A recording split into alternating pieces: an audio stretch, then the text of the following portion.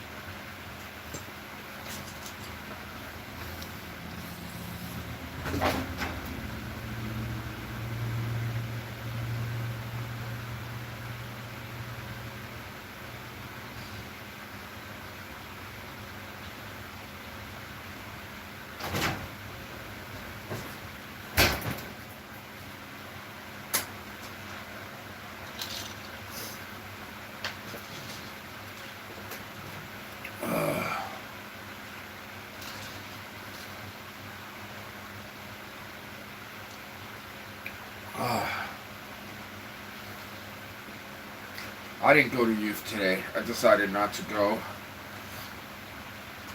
To be honest, I didn't really feel the need to go. You know, like, I don't want to be where I'm not wanted. Like, not wanted, but, where, especially when I know I'm leaving.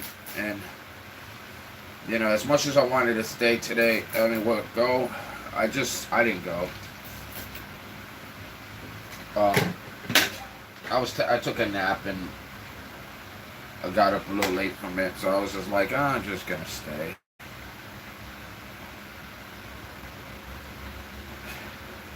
I think it's probably just better that I already know what choice I'm gonna make and where I'm gonna go in life, so I just need to stick to that. I just want to give them the opportunity that if they really wanted me to be around there, that they would, they would prove that, it would show that, you know. I've been helping them for over 9 months now.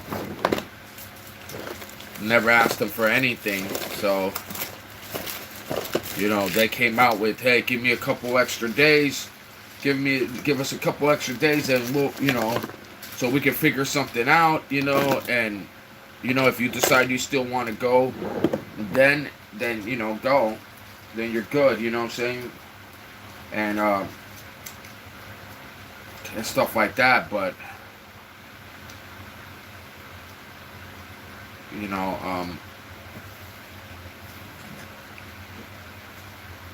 I don't know.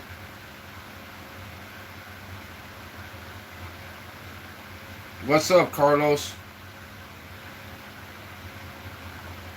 What is OJ? OI? Oi? What are you oing about? Are you getting too excited before you finish? You gotta, before you press enter, reread it. If it don't make sense, it don't make sense to you. It ain't gonna make sense to me. Free advice. But yeah, man, today it's been I had a good talk with a person that that I was led to, and this person was really cool, man. It was a good talk. Like every feeling that I felt like wasn't right, like hey, what's up with this, or what's up with that. They were like, well, why don't you question them on this, question them on that. Every question was answered to beautifully, and like I feel this is the place where I'm gonna go to, where I'm gonna be able to help other people, or I'm gonna be a really part of God's life. Hey, what's up, Jake the Snake? What you been up to, homie? I'm just chilling, man. Chilling. You know, what are you guys interested to talk about? You guys want to talk about hair cutting stuff, or do you want to talk about Bluetooths? You guys want to talk about? I don't know. What do y'all want to talk about, man?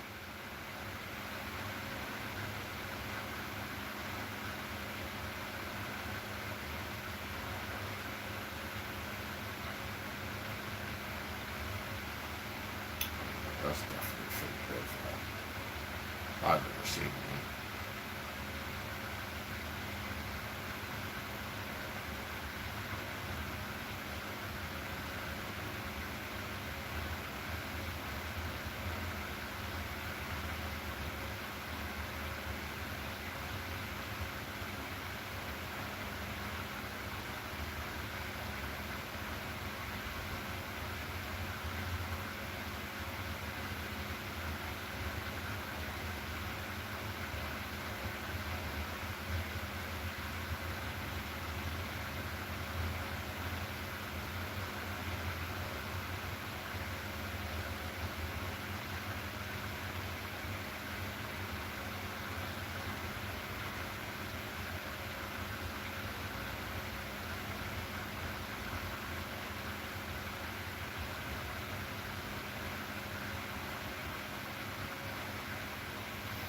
God bless. Have a good day today and tomorrow. Hey, thank you.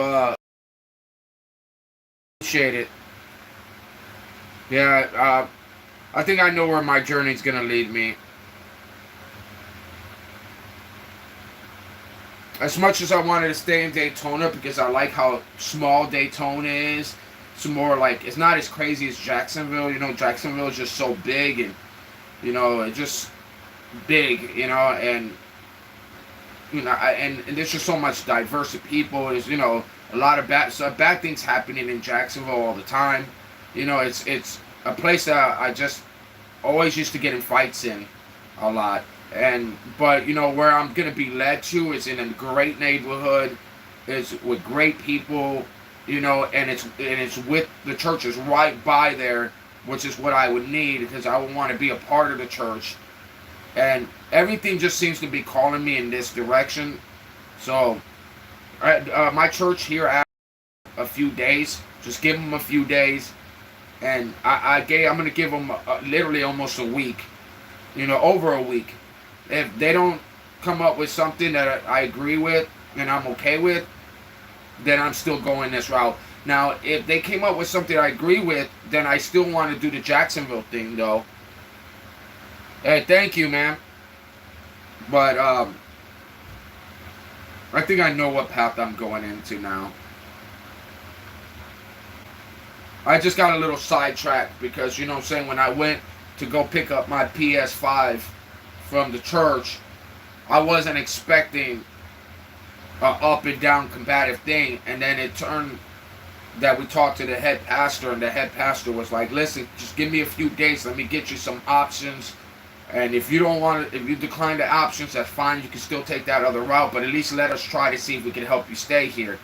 And I was like, alright, but that, even if I was to stay here and pick to stay in Daytona, I would still want to do the St. Augustine and Jacksonville thing, whether it be for a month, 2 months, I still want to do it, So, I feel my direction's leading there regardless. Even if it's a temporary thing, I'm still going to go, So, life is rough, bro, but it sometimes we make it rougher.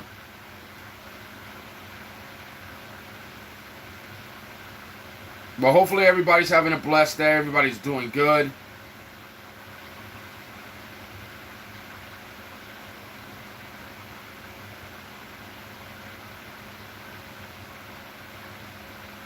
How's everybody doing? Hey, you too, bro.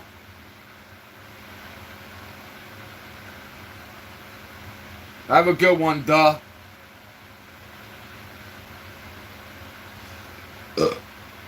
I just subscribed to you, by the way, bro.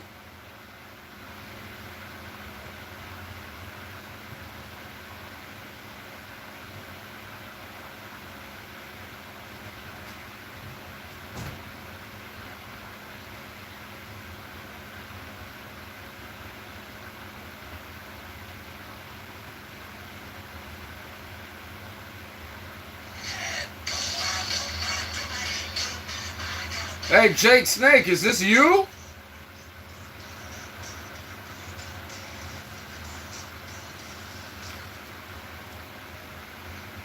I put a like on your video, bro. I also subscribe to you too, Jake the Snake.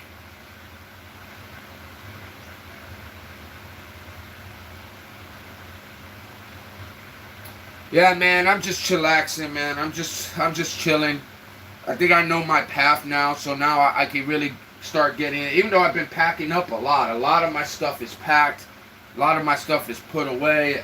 That's not everything. I got a lot of things still here, but a few things. I'm gonna get some boxes and put the rest of it away. But I know where everything is. I know what everything I pack now. So now I just need to put everything together, and I should be leaving soon. And I'm stoked on that because when I leave, that's when my journey begins, man. I want to, like I said, I want to help other people. I don't want to just come out here and work. I don't mind working 9 to 5, but if I'm not helping other people, not doing God's work, I want to do God's work and be working, or working doing God's work. You know, helping other people that are struggling, helping other people that are going through depression, helping people that are feeling like they're nobodies. You know what I'm saying? There's got to be a lot of people in this world that are going through a lot of deep anxiety and depression and feel alone. Those are the people I want to reach, because I know how these people feel. I know how it feels to go to a family and watch family members get the extra love that you don't get. Watching their kids be spoiled more than your kids were. You know what I'm saying? And it's hard to see when you go places and you do things for them, but the minute you stop doing things for them, they'll turn on you. You know, or when you got friends that you call your homies and you call them ride or dies, and they're like your family, and they turn around and have no loyalty to you at all. They'll lie to you, they'll tell you a bunch of fake stuff, and then they'll side up with your enemies and side up with the people that did you dirty.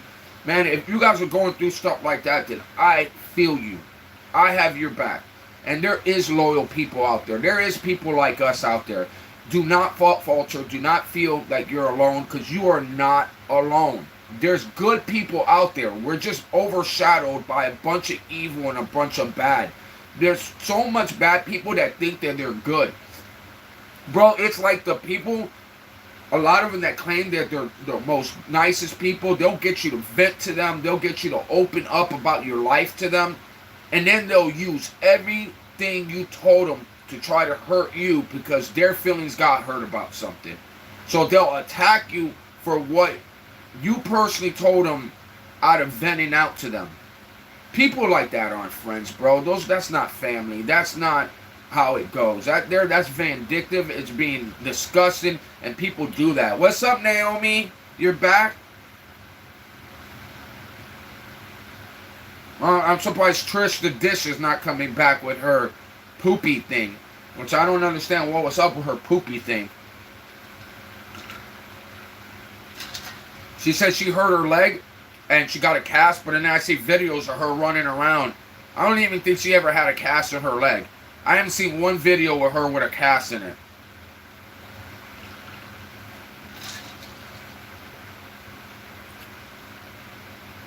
No, I don't know. No, that wasn't Trish. That was Kelly. Oh, it was good, bro. That public sub was great. I only ate half, because I could only eat a half a sub. I can't eat the whole thing. But yeah, it was really good, bro. It was definitely worth it. Yeah, I'm okay, Naomi. I feel way better. I talked to this guy, Tommy, and he helps runs this foundation that's a Christian foundation, right? And he wants me to come aboard and help him out and be a part of them and stuff like that. And he's like, bro, I got a spot for you. We can use you in a positive way. We work close to this church that's right next to us. It's called Elevate Church. And he's like, bro, we want you. We'll take you, bro. Like, I told him that I worked with this church down here. I let him know what church it was. I told him I helped with the youth, and I helped with the younger kids, with our kids, and I helped out a lot. Been helping the last 8-9 months, and I dated a narcissist for like over 4 or 5 years now, and it didn't work out. You know what I'm saying? And so I don't know anybody here in my town in Daytona. I don't know anybody here. I don't have family here. I don't have any close friends. The only people I got here in Daytona is the church. And the church, I was going to it like, at one time, like 4 or 5 days a week, I was there helping out at the church. Now it's like 3 times, 4 times a week, I was helping out there. But now I'm just parting away, because I don't want to make it hard for me to leave. And at the end of it, like, I want to stay, but I don't have enough reason to really stay. Like, besides the kids and besides helping them out. Like, so, this guy, Tommy, he called me up. I called him up today. I explained my whole situation. I explained everything I went through in a short period of time as fast as I could. And he was like, bro, we got you. You're already sponsored. We got you in here. We got a spot for you. And as you level up, we're willing to have you work with us. Like, You know, I have people here that live here and work with us. So I'm like, really, bro? I said, that's what I want. I want to be a part of the church. I want to help the youth. I want to help as much as I can. I want to be a part of it. You know what I'm saying? I want to help grow. And then they were like, bro, this is the place for you. So he was like, listen, if it does not work out, we'll even get you back. And I'm like, really? So, man, I just feel the confidence in this guy. And I just feel that he truly has my back. They even want to help me move my things there. Like, bro, that's amazing. Naomi, that's amazing. That's a blessing. That's a blessing all in this guy. Like, but I just feel like I keep getting sidetracked off of it because then I got somebody, oh, well, no, we love you. We want to keep you here. We do love you. We respect you. We want you here. But and then they say that, and then the next day you don't hear from them. Then the next day again, you don't hear from them. Then a week goes by, you don't hear from them. Then 2 weeks go by, then they'll mention one or two things and then make it look like they're work, but they're not doing anything, bro. So at the end of it, if it's not meant, it's not meant. God's leading me to different places, and I'm okay with that. And I'm wanting that. I want all roads just to lead to where the path that God wants me to go in. I don't want to go in any other path, you know? So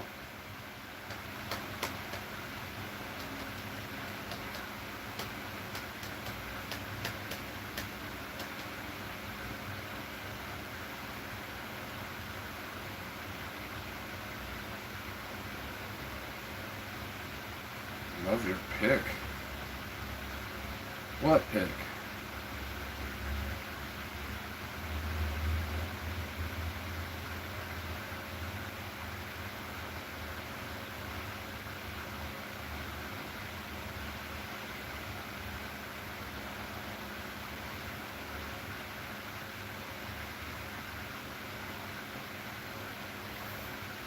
What don't you know, Naomi? So I don't know. What don't you know?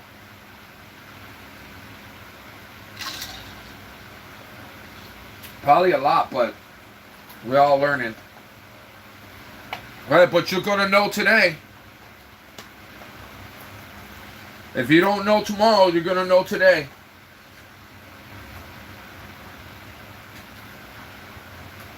But yeah, man, I'm packing my stuff up, getting my stuff geared up,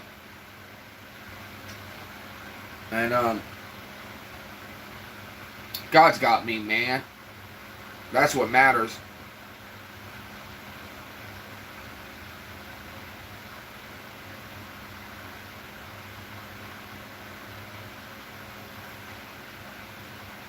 How was your VR game, Bucket?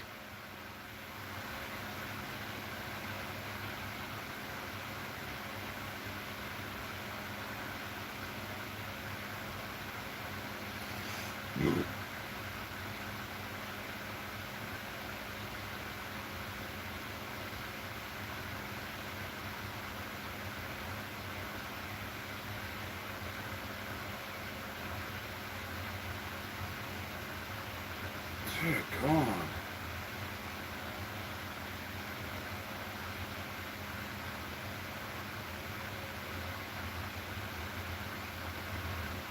Hey, what's up, my pal Teddy? What's up, Gazelle?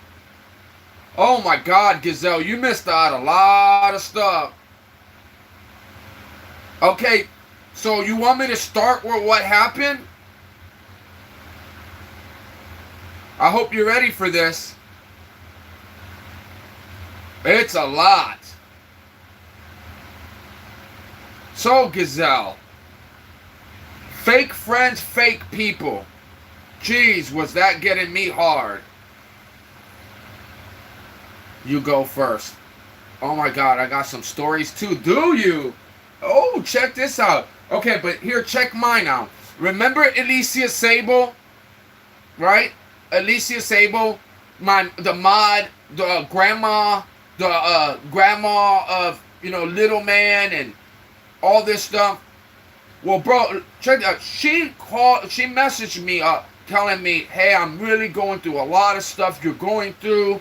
I really feel you know, I feel unappreciative. I feel unwanted. I feel like people are taking advantage of me and all this stuff. And I was like, oh, really, girl? Hey, man, I know you feel, you know, just get into the Word, get into the Bible. Long story short, she goes, Josh, what's up, Miss Carolyn? I love you, girl. I hope you're doing good, mad love.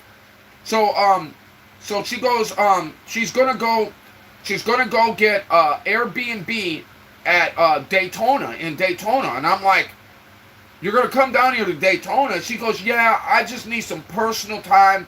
I just want to do something for myself for a change.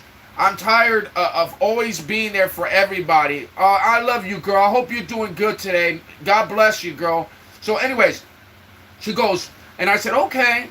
And I'm like, well, if you come down here, I don't mind. I'll hang out with you. And she's like, oh, really? You would? I'm like, yeah, I will. I don't know how long I'm going to be in Daytona for, but I should be here another week or so, like less than a week.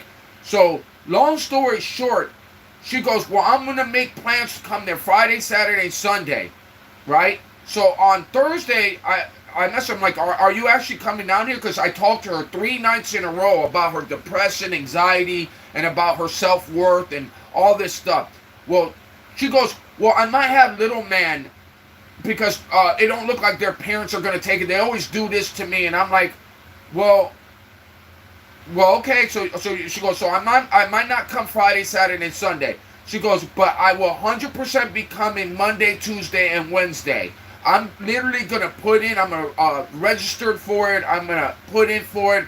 And then Friday comes around and she tells me, I asked her, well, do you got little man or what's going on? She goes, oh, I don't know yet. So I'm like, okay. So she goes, and then she goes, no, she goes, oh, I'm going for a bike ride. And as she went on a bike ride, I'm like, who's with you? She goes, I'm by myself. So wait a minute, I thought you had a little man this weekend. That was suspect 1. Suspect number 2 was, she goes, well, no, I got it set for Monday, Tuesday, and Wednesday, maybe even Thursday. She goes, it's already set. I made plans, right? Check this out, Gazelle. She goes, and I said, oh, okay, that's cool. But I felt something was not right, okay? Like, I don't think she's really keeping her word. Long story short, the day that she was saying she was going to leave, I get no message from her. So I said, I'm guessing you're not coming, right? You're not going to the, doing the Airbnb thing, are you?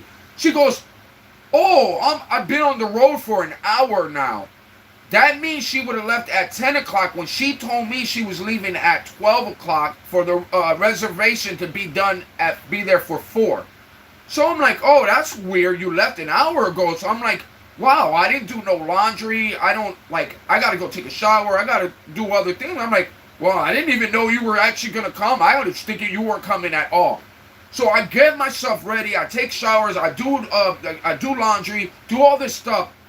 Let me tell you that 3.5 hours later, she tells me that her time to get there would be at 3:45, which is 2 hours later than what she would have had left. So I'm like, that's weird. Long story short, she goes and says she's at the Airbnb in Daytona at the fountain and says they don't have her reservation, even though she has an email for the reservation, right? And I'm like, well, that's weird because that place also does other rooms there that if that reservation fell down, they can still find her another room in there, especially on a Monday, Tuesday, and Wednesday, and there's nothing going on in Daytona at those times. Nothing going on. So, listen to this. She tells me, hey, do you know any other spots? 8 minutes go by. I message her back, ignored.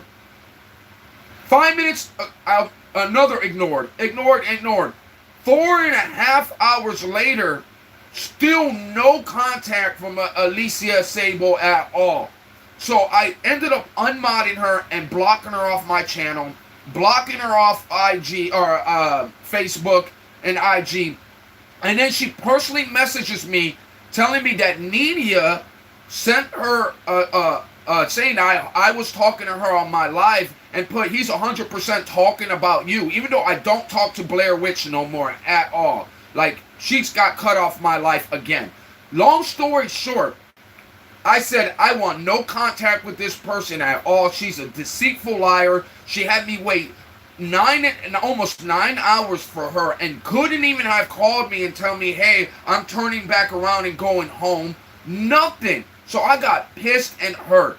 So I tell JV and about it, and I'm like, JV, I'm pissed. I can't believe she would do that. Like, you know, we called her family, and he's like, oh, dude, that's jacked up. That's jacked up.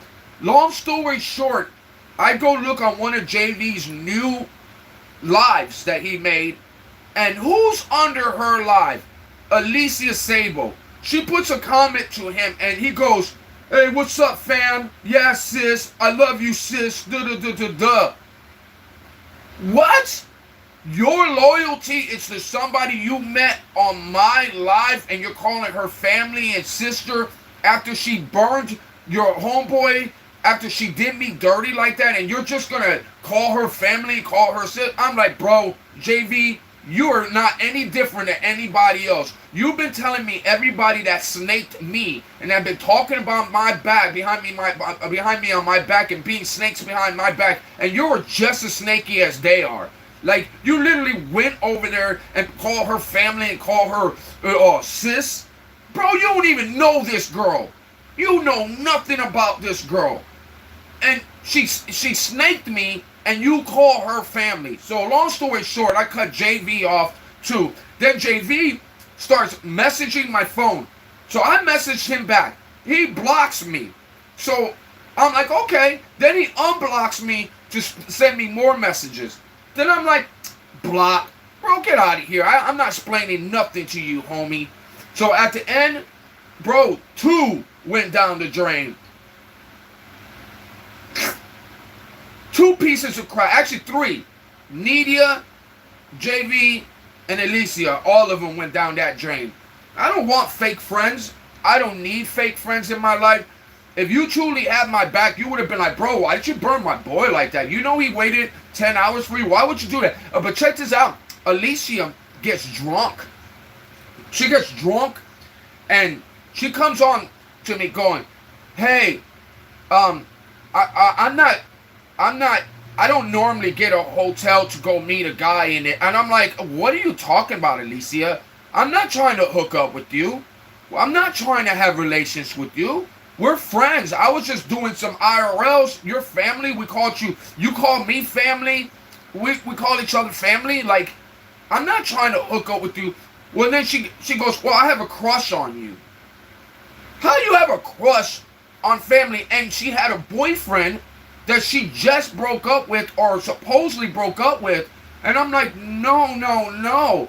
For one thing, I thought both of y'all were going to be coming. And then you said, no, I'm just coming.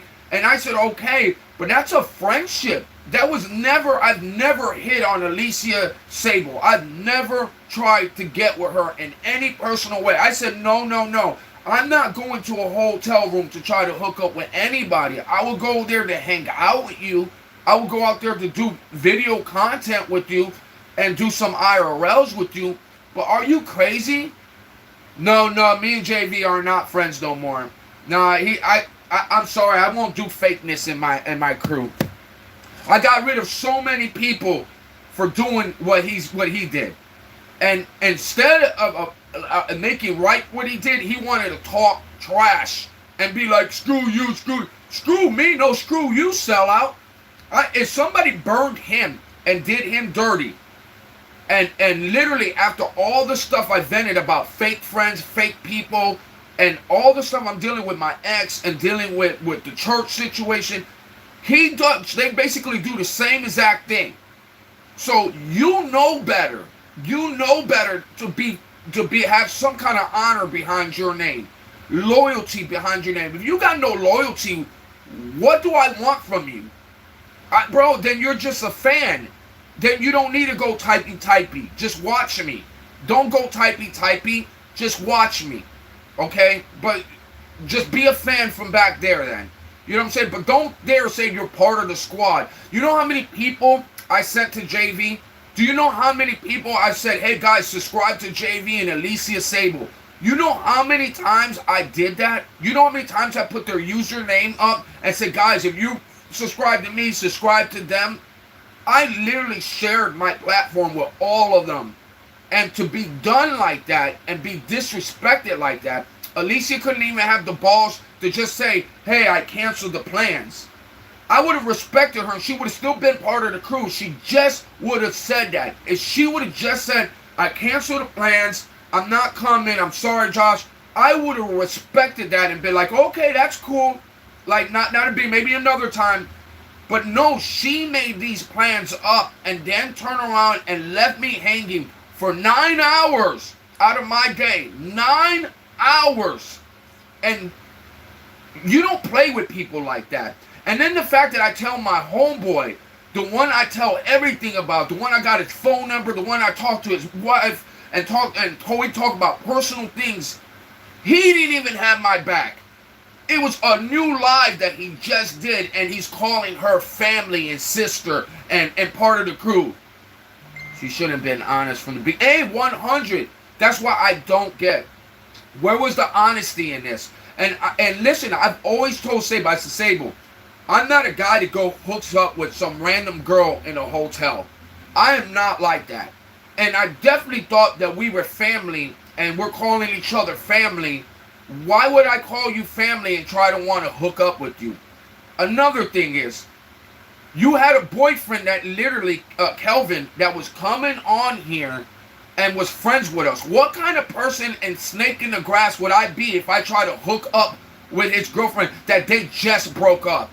What kind of karma would I be putting on myself if I try to hook up with somebody that just recently went through a breakup? I am not that type. I said, no, no, no, no. If I go there, and I never even said I was going to stay the night there. I said, we'll see how it is. Because if she got too drunk and was too much handsy, and I would say no, then they don't get the point. Then I'm not staying the night there. I'm going to be like, I'll Uber home. You know what I'm saying? Like, no, that's not what I was about. I was about hanging out as friends. To go to the beach and talk about life. Talk about the thing. There is no expectations to hanging out with a friend. It's a friend. That's it. There's no attachments to it. You don't, and it's not that, oh, she's way older, or it's not that, it's the fact that she just got out of the breakup, and I'm not trying to be no rebound, and I'm not trying to have no fast hookups. So I'm like, so I don't know. I had a couple people say, oh, well, maybe it was because, you know, you told her that you didn't want like that, you know, do anything like, but and then she seemed like she was fine with it, like, okay, no, that's cool, that's what I want too. I don't no. And then why would you tell me you have a crush on me?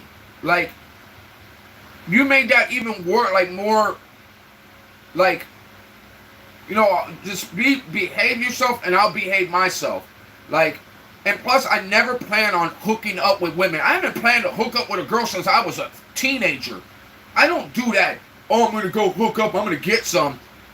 I don't plan things like that. If it ever was going to be a hookup, it would have been done on its own. Meaning that I would have had a good connection with you, would have been laughing, joking around, and got drunk or whatever. And maybe God saw something that I didn't see. I don't know. But whatever it was, I thought it was so weird that you made the plans up, and then you turn around and made all this stuff up. And then the people you thought that would support you were the people that did not support you. They literally ran off on it. So I'm like, man, that's jacked up. Yeah, so the honesty, listen, if I can't trust you, why would I want to give you another chance? You're going to burn me again. Like, why would you turn around and say something like that just to do that to me? And they know what I went through. JV knew what I went through. JV knew what I was doing, I'm feeling with fake mods and fake people. He seen that I got church hurt, that I was going through a lot of stuff. For that to happen and for them to do exactly what other people was doing just shows you that they had no loyalty at all. Because the last person you want to hurt is somebody that's already been hurt. So it's like, so somebody tells you, man, ouch, I've been hurt already. This, people are doing me dirty. I don't like snakes in the grass. I don't like people that are deceivers. I don't like that. So then you go and you try to do it again, and then you think that I'm okay with it, and then you go over there and you want to get hurt because you got caught with no loyalty. Like, you got caught for no loyalty. Both of them got caught for having no loyalty. And they want me to be the bad guy for that because I said that you're not loyal. You're not loyal. All you got to do is be truthful. Listen, it ain't hard to tell somebody the truth. If you can't come, I can't come. And listen, I'm over here at the hotel, and I'm truly at the hotel. Like, think about it. You drove 6.5 hours to get here because it takes 4.5 hours to get here. Common sense is not too common. No, you're right. Common sense is over. You know what I'm saying? But think about it. Think about this, Gazelle. You left at 10 o'clock. 10 o'clock. You leave. You get here to Daytona at 4 o'clock. Okay? That's a 6-hour drive. Okay? 6 hours driving. And you get to the clerk desk. They tell you, I don't have your reservation. So you get so mad and frustrated that you say, I'm just going back home to drive another 4.5 hours back home and don't pick up the phone once to message me back and say I'm going home or to tell me, hey man, I'm so frustrated, I'm just riding home. Why would you make me wait another 4.5 hours for you to tell me that you're so mad and frustrated that you went back to Bradenton? Does that make any sense at all? Logically, does that make sense? Not one bit. Even if you got frustrated here, you would have called me up and been like, hey, listen, I'm not staying the night here. I'm not getting a hotel, but I'm going to go chill out at the beach. You want to meet me at the beach and hang out at the beach and let's talk for a little bit before I left? Then I would have been even cool with that. But not even that was done. She made me wait another 4.5 hours after already waiting 6 for her to tell me that she just went home. What the heck? I done told you I ain't trying to hook up with you. I done told you that I ain't about that I'm saving myself for the next girl that I'm going to be with for the rest of my life. I am not hooking up with no random. Listen, if I wanted to do that, there's bars all down right by my house. Walking distance. I could go to that bar and get a chick in seconds. And I'm not trying to be cocky, but I'm telling you, I have a personality that I could talk to strangers. I could talk to people I don't know. I could go to a bar right now and get a random chick and hook up with her. If I wanted that, I would have already done that. I've been single for a reason, because I'm saving myself for the girl that I am supposed to be with. Meaning I'm not giving myself to any drunken bar hoochie that wants to jump on them and say, hey, you're cute. You know, I want to sleep with you tonight. You know how many girls, I had a girl come up to me and tell me she wanted to give me, like, just randomly come up in front of everybody and says, hey, I want to, and I looked at her and was like, no thank you. Like, I don't do things like that. I'm not running off the, okay, come on. No, not me. Not this Puerto Rican. I got class. I have respect for myself. And I have this thing called morals. Okay? And my morals would not allow me to be that way. So, I don't understand. Like, if you know me and been a part of my life for 8 to 9 months since I've been on live, has anybody ever heard me talking about hooking up with random girls ever? I never talk about stuff like that because I'm not about that. I've talked about saving myself for the right girl and being with the right girl. So this was mind-blowing. It's like, wait a minute, where are you coming up with your stuff? And then the people that I thought would have my back did not have my back at all. And then I'm thinking, whoa, your loyalty is not with me. Your loyalty is with anybody that gives you attention. So stick with that loyalty, homie. I don't want it. She was full of BS from the beginning up. Yeah, what do you think? What was she doing? She came over here talking about her and her boyfriend's sex life. And she was telling me, you know what else she's telling me? She goes, I would go to the bar with my boyfriend and I would put my headphones on and be watching you on live, do your lives the whole time. And I'm thinking, What? And she goes, yeah, Kelvin didn't really like you too much and was really jealous of you because, you know, and I said, wait a minute, but we were family. Kelvin was a part of the chat too. Yeah, but he was still really jealous at you because every time I didn't pay attention to him, I was paying attention to your lives and being on the live with you. Okay, thank you. I thank you for, you know, for making part, but it ain't like that. You don't need that nonsense. Yeah, you're not lying, because I did not need that. I didn't need that now in my life either. I truly needed a friend. I truly needed a friend. And at the end of it, JV was like, JV's the one that even said, hey, Josh could use a friend, man. He needs some good people to you know, be around, because he's been around a lot of fake people and people that act like they truly have his back, but they don't have his back at all. Like, you know, and her thank you to me and her, like, the respect she gave me was just mind-blowing. And it's like, who are you fooling? Who are you playing with? Why would you do that to somebody that didn't do anything to you but help you? Like, I never asked anything from her. She told me from when I first met her that, because I said, listen, I want to do unboxings and I want to do IRLs, but I don't have a GoPro.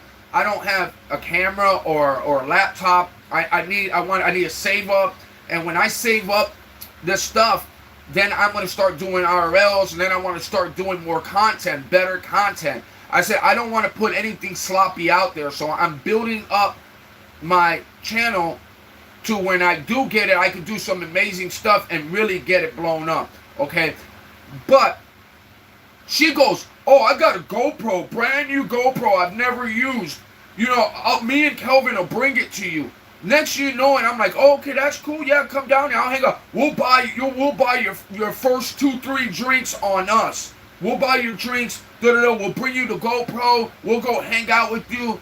And that was literally 8 months ago. Like, that was a while ago. And then we never heard anything about it again. So I'm thinking, oh, she's coming with him. And she goes, no, I'm not bringing Kelvin. I'm coming by myself. This is for me. And then I told her, I said, well, why are you coming on a Monday, Tuesday, and Wednesday instead of Friday, Saturday, and Sunday if you want to go to bars? If you want to go to bars, the bars are hopping on Friday, Saturday, and Sunday. Monday, Tuesday, and Wednesday, you're not going to get there's not going to be hardly nobody at the bars around that time. And she goes, well, I'm the hype of the party. If I'm there, I'm going all out. When I go there, I have the best time. I'm telling you, Josh, you've never been around me, but I am a fun person to be around, da-da-da-da-da. Wait till you see, like, gearing me up to say, oh, we're going to have such a great time, we're going to go out and hang out and all that stuff. And then when she got buzzed, she calls me on the phone, and I could just feel that she's being flirtatious more than she is a friend. And I'm like, what are you talking about? When she goes, I've never done this before. I've never gotten a hotel to meet up a guy. And I'm like, we're not meeting up like that, Alicia. We're not meeting up like that. She is full of herself. Yeah, absolutely. And I was like, we're not meeting up like that. I said, no. Like, we're friends. We're family. Like, you're my mod. Like, I'm here just to have fun. I was here to just hang out with you, you know? And if anything was to ever happen, it's not anything I would ever plan. And if I ever plan to say I'm going to hook up with you, then I'm dirty. Because that's not what I'm trying to do. My whole thing was just to be your friend and hang out. And if anything led to anything, I wouldn't know. I don't know what kind of connection we may or may not have had. But I'm not going to say that I'm going to have a connection with somebody I never hung out with. And I'm not going to say I'm going to hook up with somebody that my intentions is not to hook up with you. My intentions was to be friends with you, to make an IRL with you, to go out there and show you the beach and show you Daytona, show you these cool spots. And I wanted to show all you guys this together. Like, I was going to bring you guys everywhere with me. And I was excited to be able to do some IRL content. And, like, I was ready to put content out there. And then I figured maybe she was bringing the GoPro. But at the end of it, none of that happened. I didn't even get the respect of a phone call. And then I'm like, what? Like, why would you tell me to pack up, get my stuff ready, and do all this stuff and not even show up?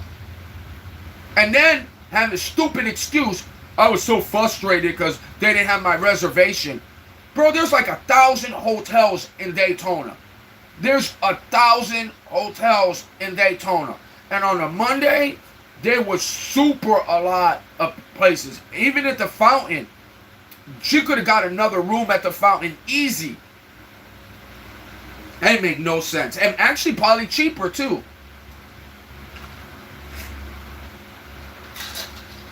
But at the end of it, I'm like, okay, whatever, man. I'm done with it. So I'm going to try to put that behind me. But Sable's gone.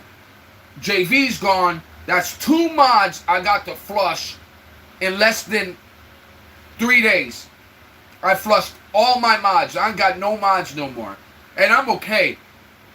I'm okay. Because at the end of it, man, every person that came on, I'm like, hey, y'all subscribe to my people. Subscribe to them. They're good people. They're family. I mean, I shot them out more times than they shot me out. And they were my mods. I shot them out more. I literally gave them more attention. I kept saying, hey guys, subscribe to them. I wasn't even asking them to subscribe to me. I was telling them to subscribe to them just to help them out. And it pisses me off that I did that not once. I did that like every day for a while. And then I talked so high about JV, about that's my brother, that's a good guy, that guy's love, that guy's all, heart and compassion. And that guy's real, that the guy's not as legit. Y'all, my boy JV is cool. And just to find out that he didn't even have my back on that at all. At all, he didn't have my back. He like, oh, I got another viewer. Well, good, you could keep that stalker. Keep her. Because I don't need that shit. I don't want anything that's not real, bro. If you ain't got my back, I ain't got yours. I'll pray for you. What is that? Calm palm.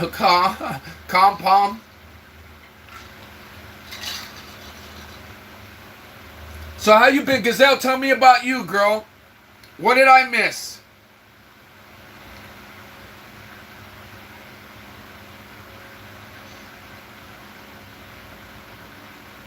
She's despicable. Yup, you're not even lying. Hey, but you know something? One thing last thing I want to say is about JV. Okay, JV done called out so many of my mods for doing what he did. Okay, for not defending me and not taking my back when somebody either smashed me or did me dirty. I got rid of so many people. I got rid of Casey. I got rid of Danny. I got rid of NWO. I got rid of so many other people because he told me that they were being fake behind my back and not having any allegiance behind my back, right? So he was like, oh, I would have had your back. I would have not allowed that. I wouldn't have done that. So I got rid of all those people, and they were all mods. Got rid of all of them, right? For not truly being loyal and not having my back. And who does basically the same thing? Like, I go on his live, bro, and I was trying to go there to support his live, and that's what happens. You know what I'm saying? And another thing that he did, Hannah, remember Hannah? The one that says that she had 5 seizures in a row, and that she's an EMT, works for EMT, the police department, firefighter, canine instructor. Well, he told me that his granddaughter suffers from seizures, and that he really finds it very offensive that Hannah is saying that she suffers from all this stuff and coming up with all these lies. I put this mic on that I had, and I was testing it. I put this mic on, start talking into it, and Hannah comes in and does, after I already blocked her 3 times and told her the next time she comes up with another lie, I will block her again, because I don't want to hear fake stories. I don't want to hear about fake diseases. I don't want to hear about any of this stuff. I came for your Clipper review. Well, you're going to have to come back another time. We're not doing Clipper reviews right now. This is a live. So if you want to come back later, you can. Are you here hacking mods? Huh? Bro, get back to your palm. Aren't you busy with your palms? But anyways, hold on. Hey, what's up, Brandy? But so anyways, so Hannah comes in here and makes that and does the same thing again about, oh, my EMT partner is sick and needs prayers. Oh my God. So I got hyped. I'm like, listen, Hannah, I am tired of this lies. I'm tired of this stuff. I asked you to stop with these lies over and over again. You suffer from 5 seizures. You're not an EMT worker. You're not a firefighter. Tell the truth, right? And she goes, and JV comes on and goes, hey man, you're yelling into the mic. Hey man, you're yelling into the mic.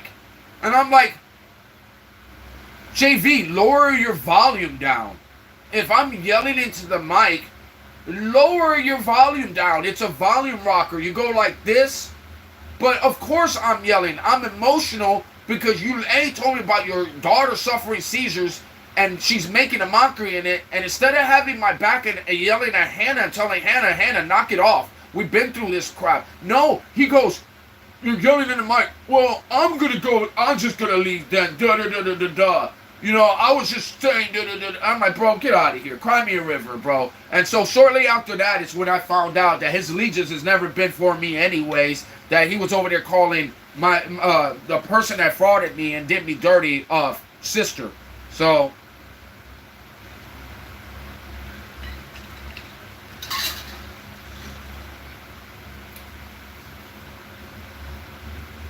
anyways, Gazelle, tell me what's up with you, girl. I'm done now.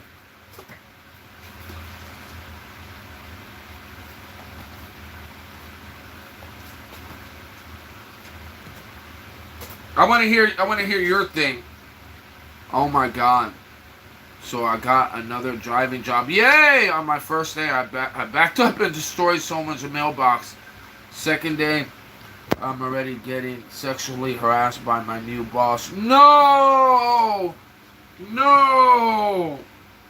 Where are you working?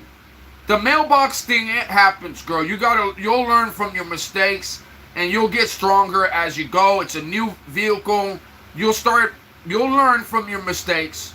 So don't let that distract you. Like, mistakes happen. You just got to look at it as, hey, some of us learn from our mistakes, and you know what I'm saying? So it's okay. Don't make it a big thing. You know, those mailboxes can be fixed, you know. But the sexually harassed by your new boss, that's not good. That's not good at all. But this is what I use lately a lot. This is I did my own hair and I did my own fade and everything like that, and I used this, and then I used what else did I use?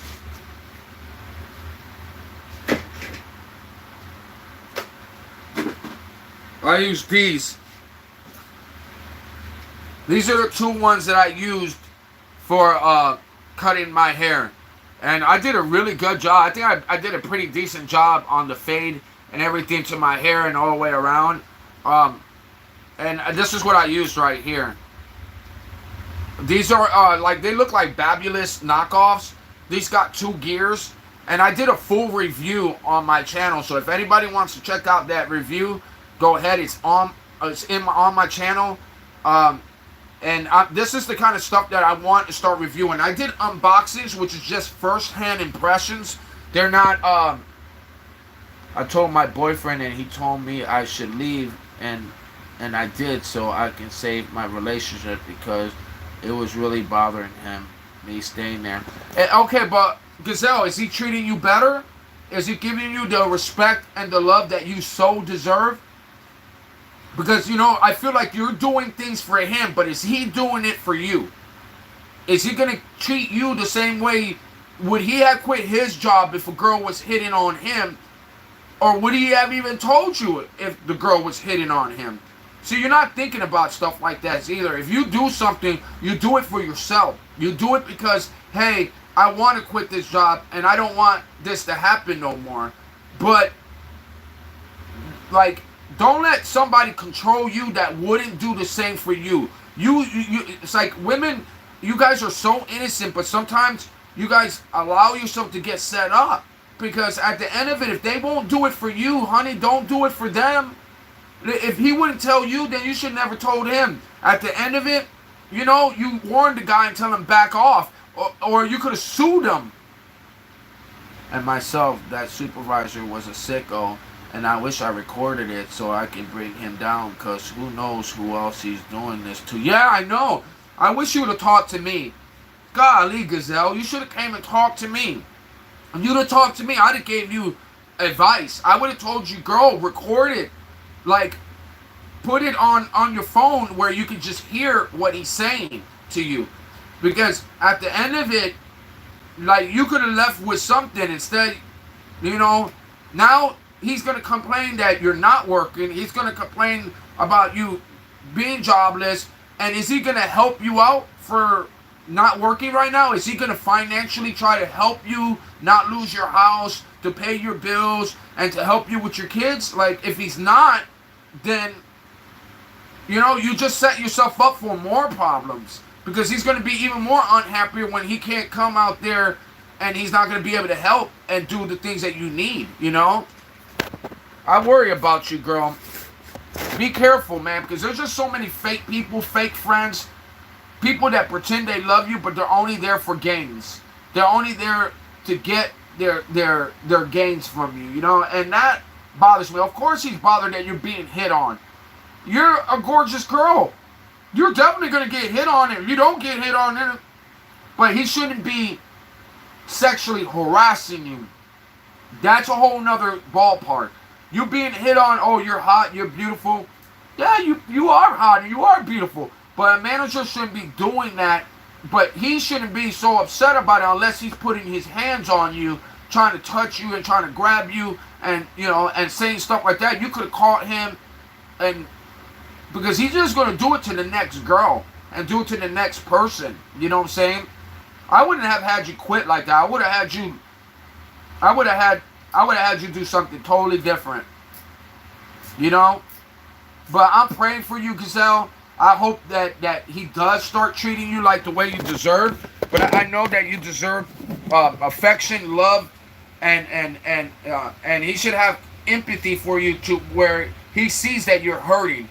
If you're truly hurting, like, he should know that you're hurting. And I know you love him because you've been with him for a while now, even through the ups and downs. So I know you do love him, but, you know, he needs to love you the same because you deserve that. You deserve to be loved the same. If you show him complete love and affection, you deserve complete love and affection.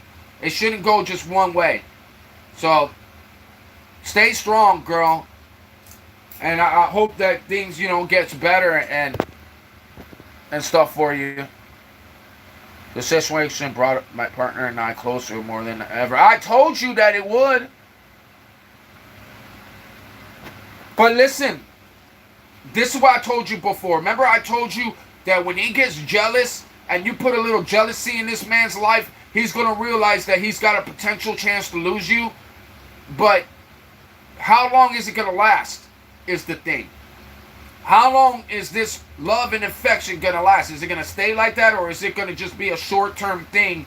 You know, that's where you got to be careful, because guys are very good, and women are too. It's not just guys. Women and guys are very good at giving you what you want long enough to get you comfortable and put your guards back down, and then they'll go back to the same thing again, and they'll totally neglect the whole love and affection thing, you know. But if he is, man, God bless. I really hope he sticks to it. But if he doesn't, it's on you. Because you need to put your foot down and say, you're wasting years of your life with somebody that ain't gonna get it. You get what I'm saying? But if you had a great Valentine's Day, if he got scared straight, and that's what I told you before. I said, hey, with a little jealousy, he'll get scared straight. He sees me trying to talk with, he's going to get scared straight. He's going to not want to lose you. And he's going to be like, but you shouldn't have to be scared straight to love and show empathy and show compassion to somebody that does it for you. You seem like a girl that cooks, cleans, works, takes care of your family, takes care of your stuff, and you're there for him.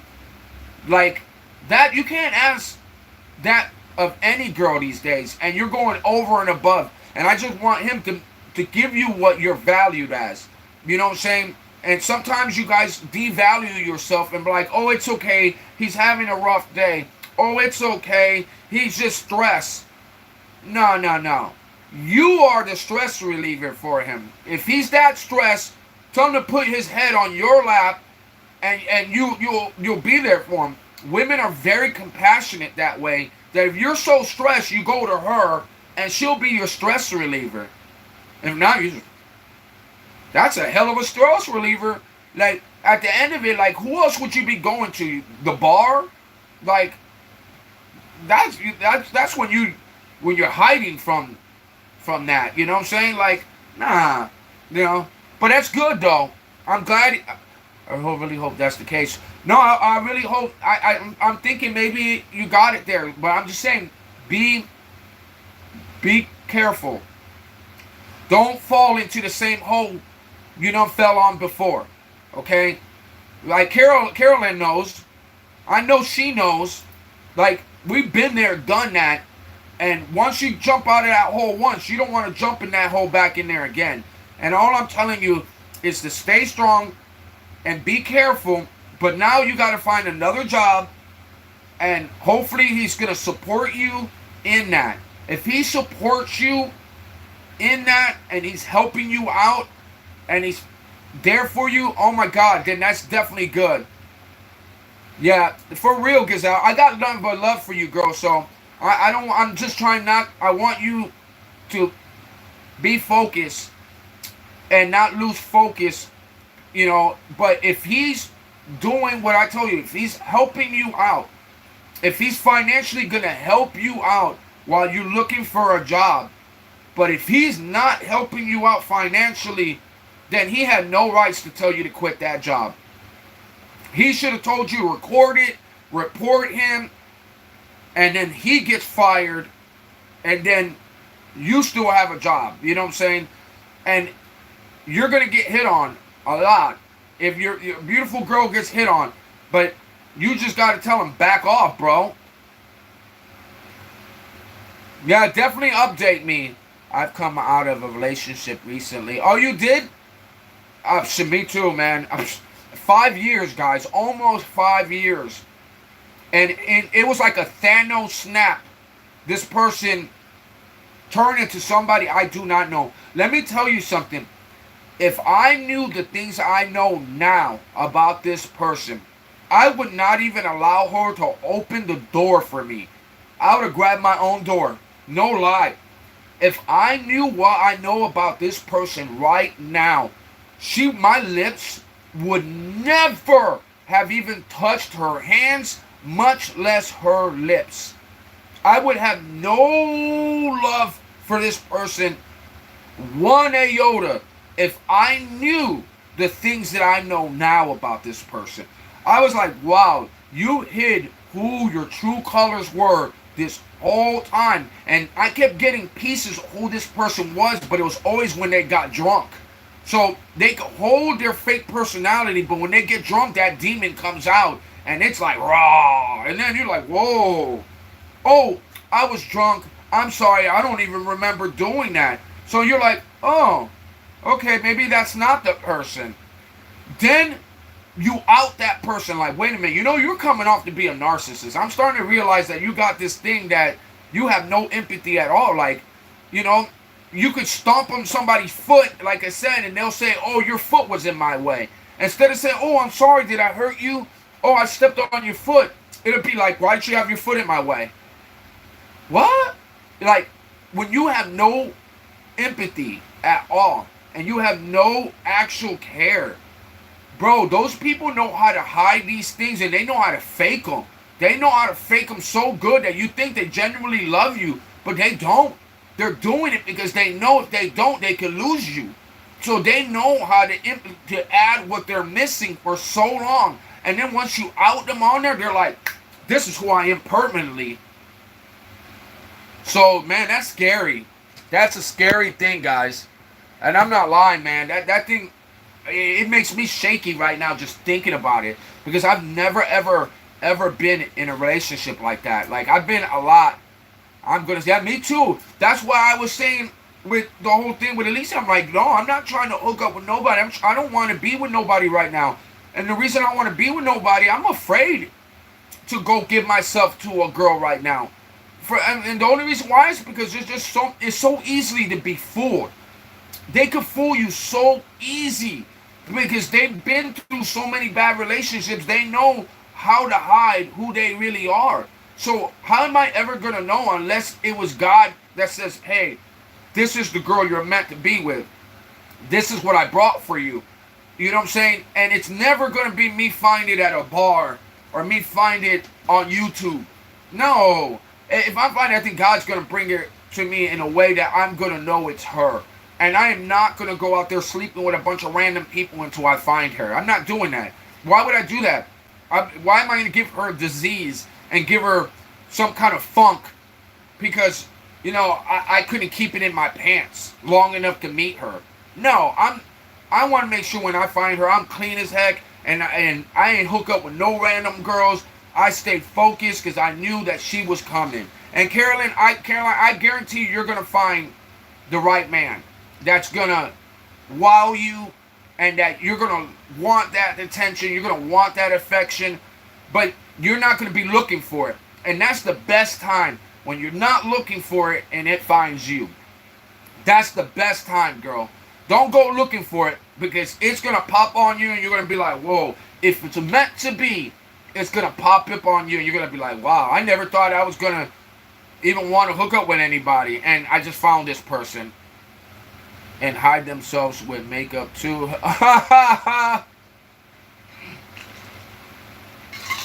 That's scary.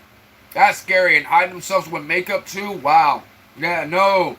That's not me. I don't want that. I got full lips. Last thing I need is jerpies hanging out of my lips. No. That is not happening.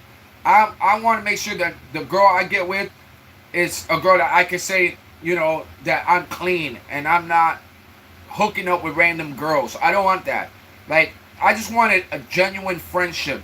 I wanted somebody that I could talk to, hang out with, and vent with, and if anything builds off of that, it's a building thing. You don't go in there saying, hey, I want to hook up with you, or I want to have sex with you, or I want to get with you. People go there and they hang out, and that thing's built. That love gets built in time. And then next you know, you're going to be like, wow, I'm in love with you. I didn't even realize this. That I'm literally in love with you. Like, I love your energy. I love your flow. And at first, you may not have been attracted to me. But as you get on in life, and we hang out and got together more and more, you want that company. You'll start wanting that affection. You'll start wanting to be with that person, right? That's when you know you really love somebody. That things are building like that, because it's not just an attraction thing that says, oh, you're attractive, so I want you so bad because you're attractive. Attractiveness is only so much. It's your personality, it's your energy, it's your heart, it's your flow, it's your emotion, it's your, some people aren't sensual at all. Some people aren't sensual at all. Like, no romance at all. Like, why would you want that in your life? I want romance in my life. I want to go walk on the beach and hold my girl's hand. I want to cuddle and watch movies and laugh together. And you want to just hear my heartbeat, and I hear your heartbeat. I want somebody that wants to play with your hair and you play with her hair. I want somebody that truly loves you, that literally wants to be around you. I feel broken at the moment. But hey, listen, I feel that too. But it's only a temporary feeling. That's just a temporary feeling. Don't let that brokenness control who you are. Now you don't even know who you're waking up next to. Yeah, I don't want that in my life. I don't want to be waking up next to random women. I mean, I never did that when I was young. When I was younger, I didn't do that then. I was too afraid of STDs and AIDS and all that stuff. I didn't want that then, you know. So I know I don't want that now. You know, I don't want a girl that, listen, I want a girl that nobody else could have. That she's only about me. Meaning there could be 15 men in the room and she's looking for me. Come on, man, you're in my way. Oh, there's my man right there. Yeah, come here, baby. I love you. I miss you. That's the girl I want. I don't listen, I would test a lot of these girls too. If you ain't about me, I want to know. Because like, you can feel when somebody loves you and it's only about you. You can feel that. And if you can't feel that, if you're in a room next to a bunch of people and they don't look for you, and they're like, oh, she's cute, oh, what's up with her, then they're not about you, honey. Then don't waste your time, because you want a person that's only about you. And that person is worth growing old with, dying. We could get ugly as hell. We could be saggy as hell, and they're still looking for your heart. To them, you're beautiful. To them, no matter what you look like, you are beautiful. And bro, my ex was not a looker, but I thought she was beautiful in the inside. And I thought, oh man, she's got a beautiful heart. She's got a beautiful soul. She was tormented. She was abused. She was hurt. She needed protection, and I was that protection. So I felt, oh man, I felt so like great about that. I'm like, I'm gonna protect you. I'm gonna make sure you're safe. And I love that feeling. And to see that it was all gimmick, you know, it was a freaking gimmick. It was almost like, you know, they knew the truth. They knew the truth. But I didn't see it like that, you know. But God taught me that, hey, things don't need to be like that. Like, it's okay. I made a mistake, but it also brought me closer to God. It really, truly did bring me closer to God. I read the Bible more times than I ever read the Bible dating this girl. Okay? And when I was with this girl, I got closer to God than I've ever gotten in my life, in any relationship I've ever been in, dealing with this girl. And that's never happened before. So even bad things that really aren't meant to be could still work in your favor, because it can still mold you for good things and not just bad. What's up, Rompy? Hey, brother. A few days, man. How's it going? Yeah, man, I'm doing good. How you been? I've been learning and rebuilding myself, my brother, every day. Learning and rebuilding myself. So, man, Carolyn, I hope that you don't stay broken, girl. Don't allow your ex to break you. Don't allow your ex to mold you into, you know, a person with no heart. Don't do that, girl. Don't let people that try to hurt you in life damage you down. Don't. Because if you do that, you're allowing them to win. You're allowing them to change your character. Do not allow your exes to change your character. Don't. Shine bright. Be that light in people's life. Still be that person that makes people laugh and smile. And that you pass joy. You don't want to pass sadness, hurt. You don't want to pass that to anybody. Man, debunk that crap. Throw it off you. Rebuke it. Tell those demons to get behind you and say, demons, go. I'm rebuilding myself. I'm restructuring myself. I'm breaking those chains. Jesus is a chain breaker anyways. Break those chains and be free, girl. Start to love yourself again. Start to admire yourself again. Start to say, hey, you know something? I'm like, you're being reborn. Like, you're going to find the right person when you're ready. And when you're ready, that person will come up to you, and then you're going to be in love. And later on, you're going to come up to me and be like, Josh, bro, you were right. I broke those chains. And when I broke those chains in Jesus and I prayed, I asked Jesus to reborn me, restructure me. He'll send you the man that's going to help rebuild you, not take you apart, not break you down, not hurt you, not destroy you. He's going to bring you a person that's going to be there to help mold you. And together, you guys are going to shine together. And people in the darkness are not going to like it. But who cares? There's people that need your light. There's people that need your love, that needs your compassion, that needs your who you are to be there. So just Shine bright, girl. Screw everybody else. Looks like you're clearing some of your stuff in the background. Yeah, I am. I packed up a lot of stuff. I'm more likely moving to Jacksonville very soon. So I'm gonna be in the Jacksonville area for a little while. I don't know how long, but if God tells me that's where I'm gonna be, that's where I'm going. So I asked God to make a path for me, show me which way He wants me to go, and so far the direction's leading away from Daytona. So yeah, you're welcome, Carolyn. Man, I got nothing but love for you, girl. You know what I'm saying? And thank you for being a real friend and for having, loyalty and being, somebody that I could talk to and trust, And you too, Gazelle. And you too, CJ. I got love for you guys, man.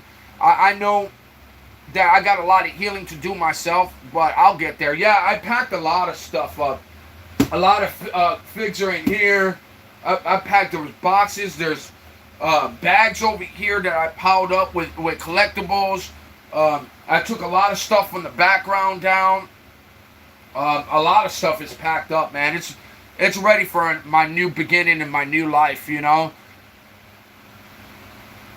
I know your name is Kanan, but your thing says CJ, dummy.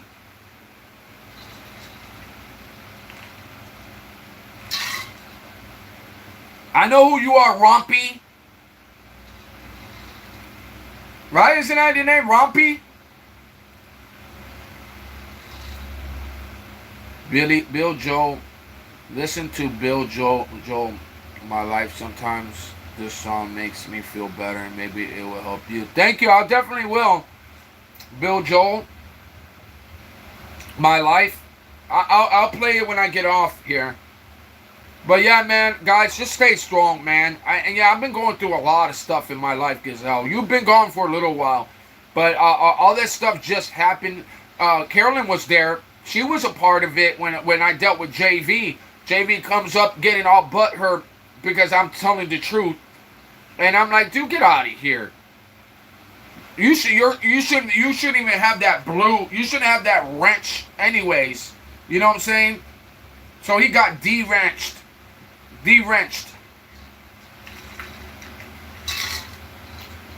I don't understand why people think it's okay to not have no loyalty, but then call you brother. You know what I'm saying? How you have no loyalty, but you want to call me brother? Don't call me brother if you got no loyalty. Like, my squad is a squad of real people. It's not a squad of fakeness and stuff like that. If not, then you're just then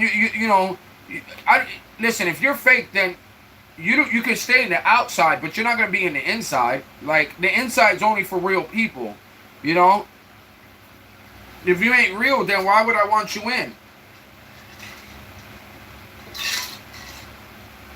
Like, but it's all good, man. I've been still packing. I got a lot of stuff packed up. I got to do so much more still too. I'm like 80% there. The shelf, I'm not packing that shelf down. I think I'm gonna try to carry it in like that. Maybe I'll get a board or something and tape it up or something like that. So, thank you, everyone. Anytime, Carolyn. Anytime. You're loved, girl. And you listen to Billy Joel. So Bill Joel. Is it Bill Joel or Billy Joel?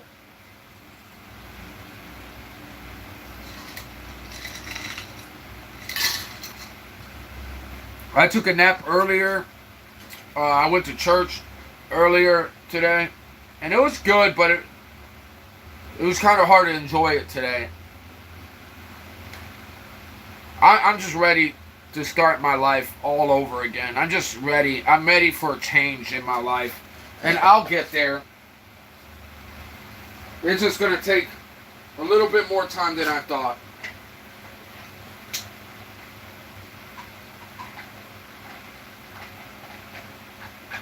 Oh, I got a terrible headache.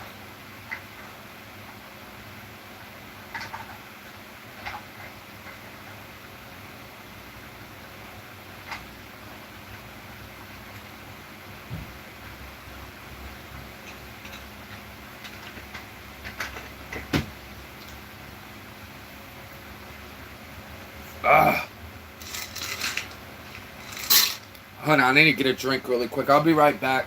Hey, what's up, Walker?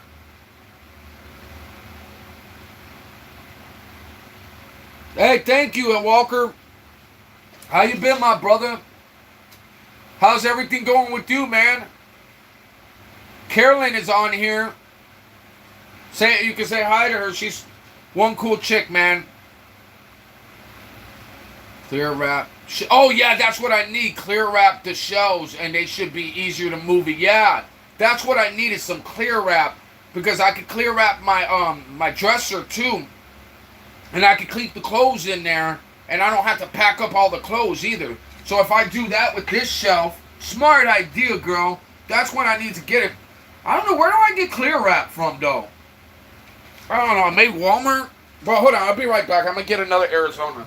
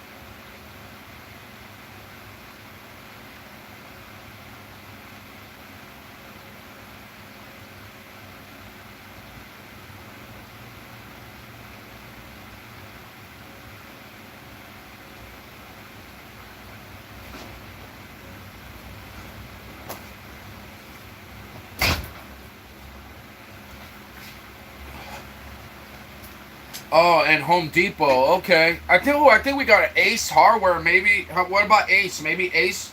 I know we got an Ace Hardware.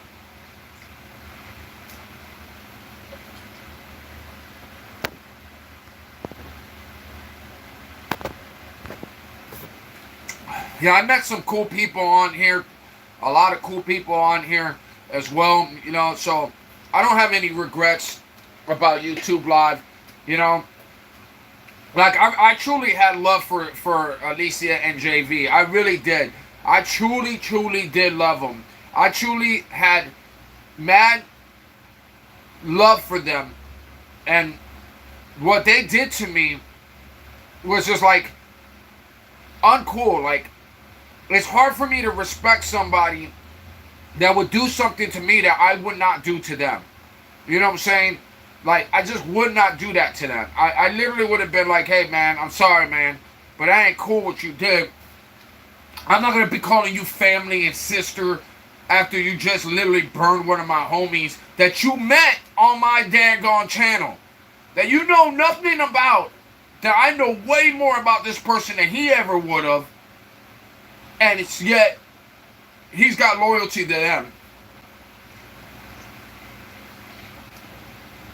Their feelings better, but oh man, everyone is. Yeah, you're not even lying.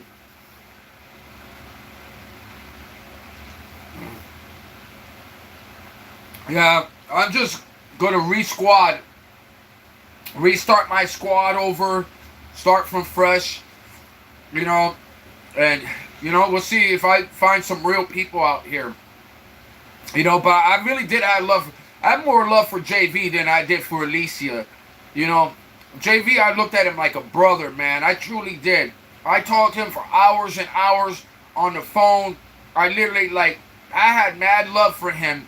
And, you know, and he came and told me about so many fake mods and so many fake people that had no loyalty at all. And then he does basically the same thing. You showed no loyalty to me at all by you know, that somebody could hurt me like that and you'd be, oh, call them family and call them sister. Like, really? Bro, if you had homies around you like that, people would have looked at you like, bro, you fake. Like, How you saying you thug and you thug and you from this and you from that and you don't do this and I'm a real person. I'm real. I don't sell out. I don't do things like that. And then you got caught doing it. And instead of being real about it and being like, hey, bro, I'm sorry that I offended you by doing that, bro, and tell me the reason why he wants to come up like, oh, I'm not being fake. No, that is fake, homie. That is fake. What you did was fake. You know what I'm saying? That's no loyalty.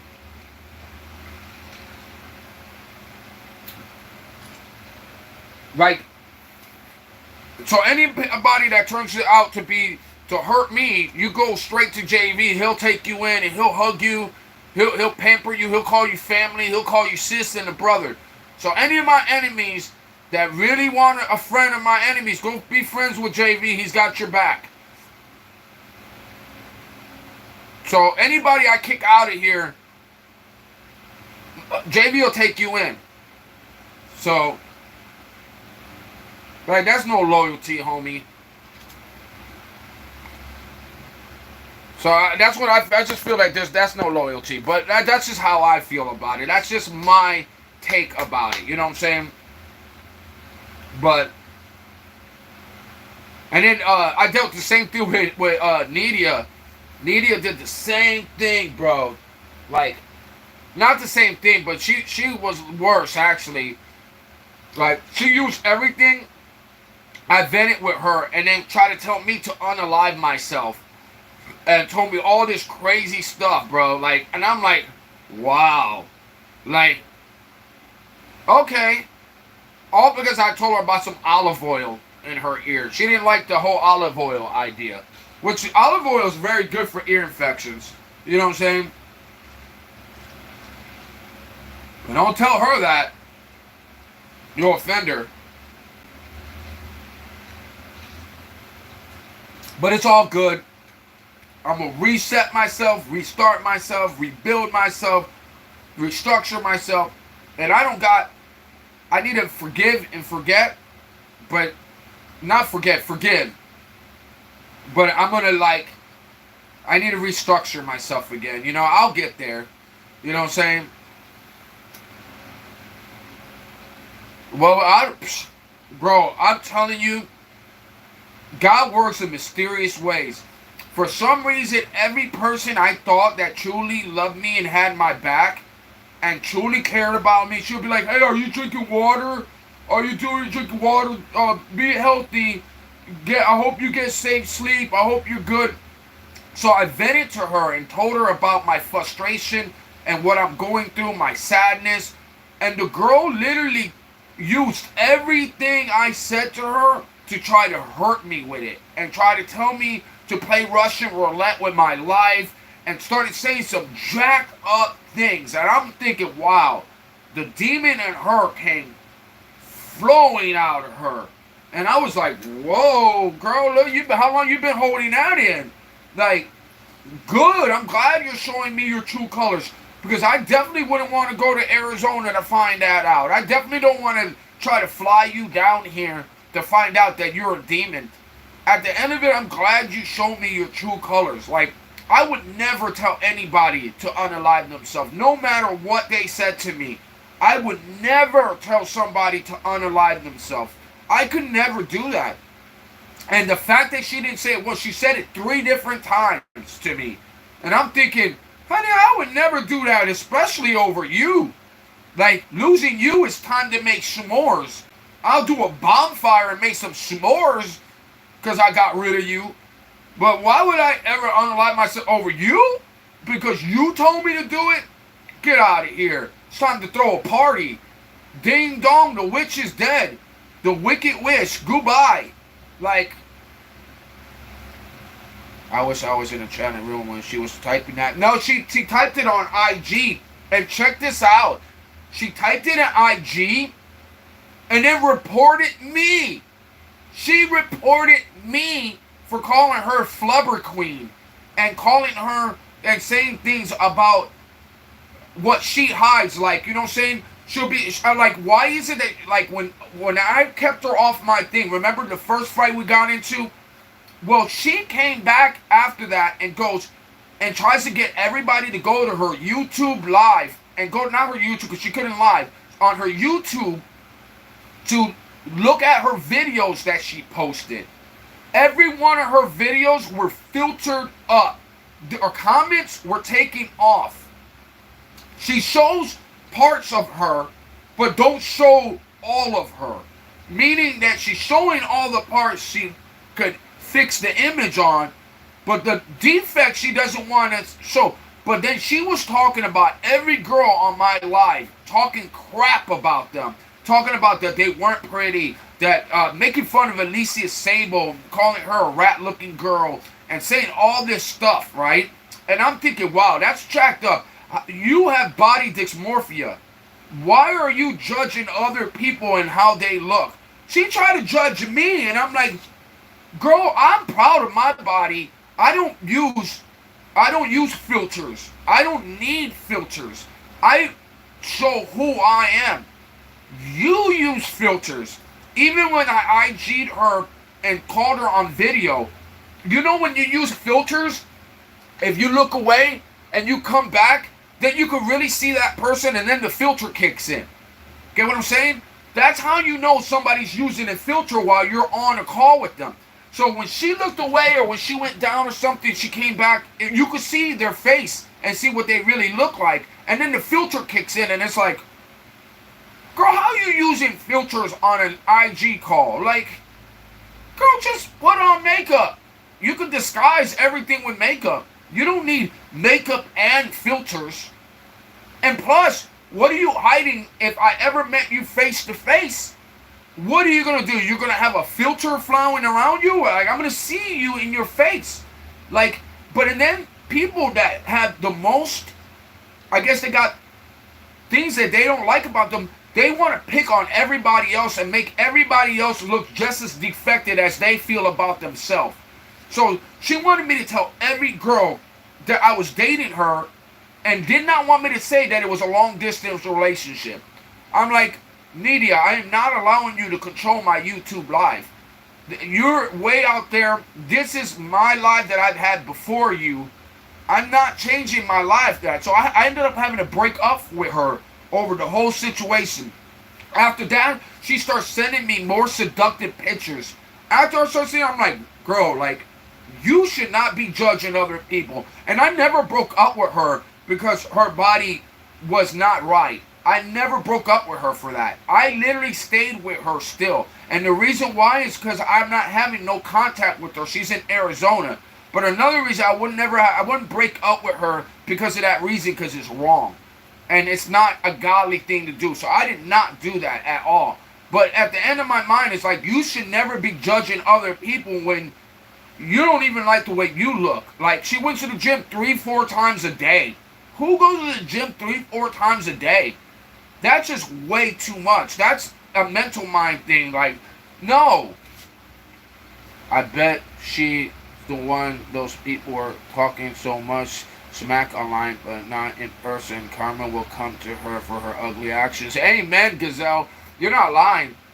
I was shocked when she was telling me those things, telling me to unalive myself, telling me all this nasty, using my thing, oh, you're going to cry, oh, go cry, da-da-da-da, because one day I was on my live and I started talking about my emotions and talking about the pain that I was holding in and the hurt that I was holding in, and I never cried, not one tear came out of my face, you know what I'm saying, and she was like, oh, you're going to go cry, and start acting like, I was like, girl, shut up, like, there's nothing you could say that's going to affect me anyways, but the fact that you're trying to bully me, and then she reports me for bullying her. And I'm like, how am I bullying you? Like, I'm not bullying you. You're the one that literally said something to me, and I said something right back. At the end of it, I don't even use Instagram. Like, I only use Instagram to talk to her. I don't use Instagram. I deleted Instagram. I don't even want Instagram, because if she's a part of it, I want no part of it. So I deleted it. I don't want Instagram. Like, Instagram is not what's controlling me right now. You know what I'm saying? So I also blocked her off my YouTube too. But she's going to jump on her son's YouTube and try to watch me on her son's YouTube. And you know how I know? Because She literally did it when I was talking about Alicia Sable a few days ago. And I already cut her off my life. I told her, I'm done with you. I want nothing to do with you. But I did not block her off my YouTube live, right? And all of a sudden, Sable sends me a picture showing that Nidia messages her talking about, oh, Josh is 100% talking about you. And she sends it to me, and I'm like, why is she still watching me if she's talked to me and treated me that way? Like, who is she to still be watching my YouTube lives like that? Like, that's stalking. Like, why is she stalking me? Like, go stalk somebody else. Like, that was eerie. And then I sent her the screenshot. And I said, this is you messaging Sable about a live that I did. Why are you watching me still? Like, weirdo. Like, I call her Blair Witch now, so I don't give her any acknowledgement. I say Nidia, but there's a lot of Nidias out there. I won't put her user tag up there because I don't want anybody trying to bully anybody. You get what I'm saying? So Nidia could be anybody. You know what I'm saying? That's not her username. You get what I'm saying? You can't, if you look up Nidia, you won't be able to find her. You gotta have the whole rest of it to be able to find her. So now I just call her Blair Witch. But yeah, that was nasty what she said. It was really nasty. I was like, wow. I've never had any girl tell me that. Like, and I got dating a narcissist, which is even worse. But she ain't never even said that. So I'm like, dang, gone, girl. Like, you done got nasty in 3 seconds. So, yeah, it's part of life, bro. But like I said, God is showing me who's there for me and who's against me. Who truly has my back, who truly doesn't have my back. And I'm okay with seeing that because at the end of it, it's easier to keep my circle smaller when I can figure out who's really there for me and who's really there against me. So the more I find out who's there for me, the more I'm happy about it at the end. You know, yeah, it hurts to see that people could be so disgusting, but it doesn't hurt because at the end of it, they're just showing their true colors. You know what I'm saying? You know, if you were such a lovely person and so nice person, then, you know, finding another guy would be easy for you. Now, you can keep hiding all your defects, but, you know, being honest about who you are. Listen, I'm not a big guy. I'm a skinny guy, right? And I mean, I'm not terribly skinny, but I'm a skinny guy. I'm not all full of muscles, but I'm happy about who I am. Like, and any girl that's with me, I can take my shirt off and be fine and be good with it. At the end of it, you know what I'm saying? Nobody's perfect, all right? But when you're in love, you don't see these defects or these things. You come to love everything about this person. So these things that you're holding out to be something like that, you know, I need to look like like J-Lo. I need to have a fluffy butt and all this stuff. How long is that gonna last before you actually start looking your age? You're 42 years old, okay? You're getting older. You're not getting younger. You're going to go to the gym 3-4 days times a week and get all your things, try to look all sexy for, what, 3 years? And in 3 years, what's going to happen? You're going to start looking older. You're going to start looking saggy. You're not going to start looking as good as you want. And at the end, the only thing that's going to be left is true love. If somebody truly loves you, then they're going to love you through your ups and your downs. Get what I'm saying? They're going to love you. They're going to love you for everything, even your defects, even your wrinkle, they'll love it. Because that's true love, man. And that's what I want. I want true love. I don't want somebody that's going to be like, oh, try to make you look bad and feel bad about your looks because they feel bad about their looks. So she's not confident about her looks, so she's going to down everybody else's looks, including yours, so she can feel like you're on my level. You're on my level. Actually, I'm leveling up. When she tried to tell me I have no defects, I don't have no defects. I'm like, girl, you got a bunch of wrinkles that I can see. What are you talking about? You don't have any defects. Like, nobody's perfect, but don't sit there and act like you're a perfect person and you're beautiful. No, your filters are beautiful. Your fake pictures are beautiful. But who you really are trying to hide? No, we all not perfect. Nobody is perfect. Somebody's got something about themselves that they don't like. That's just a part of life. But when you're with the right person, they don't see that. They don't see those defects. They don't see those things. They're like, hey, I love you because I love your heart. I love your personality. It's not just about looks.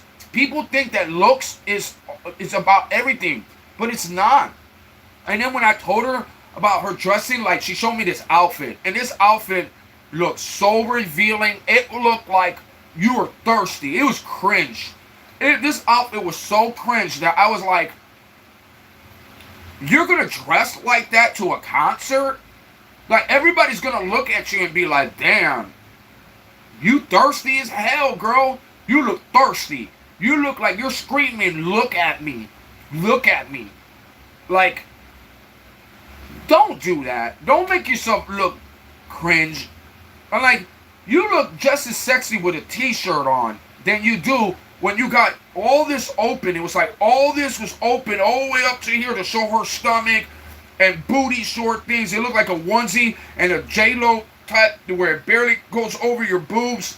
It was so revealing. I'm like, you look like a groupie, like a girl that's just trying to sleep with a band member or trying to, one of them groupies. That's exactly what she looked like. And I simply said, if I was your boyfriend, I would not go to no concert with you.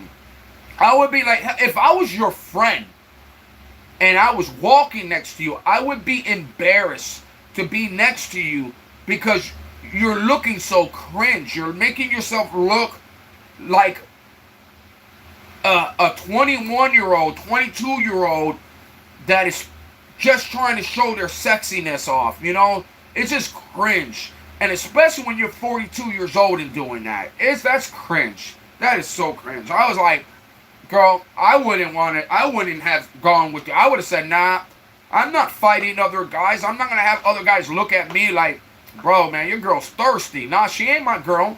But they're going to think you're my girl because I'm walking next to you. No. And I said something about that, and she deletes the photo. Oh, I'm working out because I got this concert to go to. Yeah, you trying to get with the band, aren't you? You're going to end up with a spiked drink, and then you're going to be all shocked when they pass you around. And you're going to be like, oh, no, don't be shocked. You literally look like that's what you wanted. Like, be careful how you look. You don't go out there looking that thirsty and then I'm not thirsty. Then why you look so thirsty? I'm not thirsty. Oh, you thirsty. Oh, you thirsty. I can see it. You're literally, it says, like, look at me, please. No, don't do that, girl. Don't do that.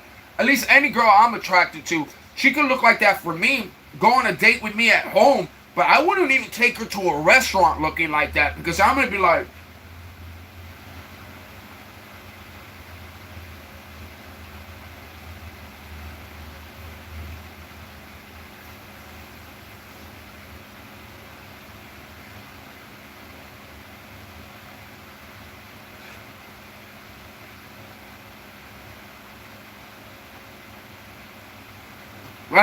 that would be me the whole time. You hear her trigger points? Says she needs a tall glass of Immortal's World. What does thirsty mean? Thirsty means like thirsty for attention. Like you being thirsty just means like basically you're doing it to get action or to get somebody to look at you. So you're like thirsting for attention is what it's called. It's like thirsting for attention. So you're not dressing because, hey, I want to look sexy. You're dressing because you want people to look at you. And you want the attention. And when you do that, a lot of girls sees you wearing that. They'll straight call you out and be like, girl, you look thirsty as hell. Like, you literally trying way too hard. You know what I'm saying? Like, that's what being thirsty means. Thirsty is needy. Yeah, but it's not just needy, but it's like thirsting for attention. Like you're thirsting for somebody to feed you a compliment and say, oh, you look hot, or you look pretty, or you're trying to just get attention. So you wear the most brightest colors, sparkly colors, things that show all your body, and like stuff that you just would not wear. Like that most people wouldn't wear unless they're at like a ball, or like, you know, some kind of prom, or some kind of like you, if you were a star and you were walking the red carpet, you know what I'm saying, and you're gonna walk that red carpet and you're like, oh, the world's gonna see me, you know, it's like that. I'm English, so sometimes I don't know. No, you're good, you're good, you're good. I totally understood why you asked that. I mean, I didn't have no quarrels explaining it. I totally understand. I know that you're English. So, man, I'm telling you, I was shocked when I saw the outfit. I was like, you're going to wear that? Okay, have fun. Let me know how that works out. Like, whoa, man. Like, I personally don't mind when a girl dresses sexy, but there's such thing as sexy and wow, that was a little bit overboard. Like I would understand them, like a lot of people do it. Some people are kind of, but I personally, I would end up fighting guys. I would end up arguing with people. I would end up, people would come in there and try to grab her, in Florida especially. In Florida, girls that dress like that, they get hounded. My homeboy used to have a girl, she used to dress just like that. Every time we went to the club, we almost fought somebody. And it was not one person, it'd be like 5, 6 different people, because they'll come up to them and grab their butt. They'll come in there and grab on them. They'll treat them like straight strippers. Like, they'll treat them just... And if a guy, a machismo guy, you do it to that, those are fighting words. Those are fighting. So it's like, why would you want to go out to have a good time to just start fighting with people? So personally, if I was dating somebody or going out with somebody and they came out dressing like that, I'd be like, girl, you better get a jacket. Like, if you want to wear that, put it on in there, but don't be walking around with that everywhere. People, I'm going to have to be dealing with people hounding, people, like I'm a fighter, like, I'm a protector. Somebody tries to hurt a friend, or even my friend's girlfriend, I used to, like, get into big fights protecting their honor. And a lot of times these girls would be thanking me, thank you, because this dude's trying to grab me. This guy's, like, they get very persistent down here in Florida. So personally here, you come down to a club down here, you would never want to wear that outfit again. You'll go home and probably burn it. Because down here in Florida, man, they are touchy, grabby, and they did it a lot, man. And this was years ago. It's gotten worse now. It's gotten even worse now. So they'll just, because when you're groups, they'll just come grabbing, because you don't really know who did it. And by then, they already ran off. You know what I'm saying? So there was a lot of people that would just grab up on your girl and do that. And those are fighting. And I'm not going to a concert to fight somebody. I want to go there to have a good time. And if you got to worry about this person being hurt or being touched, and they start crying and talking about, I want to leave, I'm tired of being disrespected.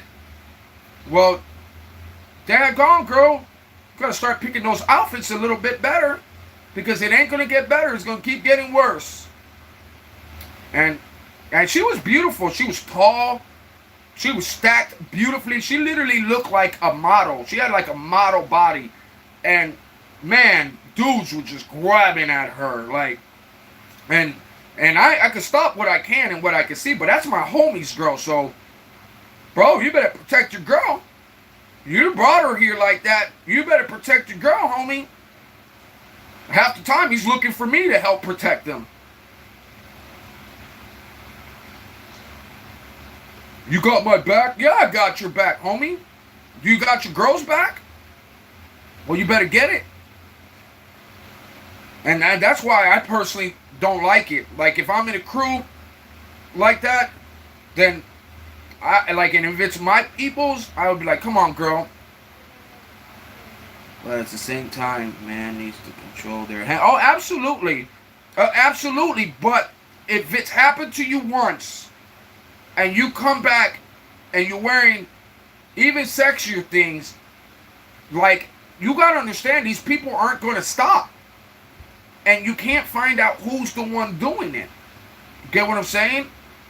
So, they also need to learn to not go in with Daisy Dukes on, with the side of your boobs hanging out. Like, not unless you got a good circle around you and you can circle her and keep her safe. But if there's just 3-4 of you guys and you're walking into a group of hip-hop people, you know, these people are raw dog people too. They'll go in and they don't care. And if it happens to you once, why would you go back and do the same thing again?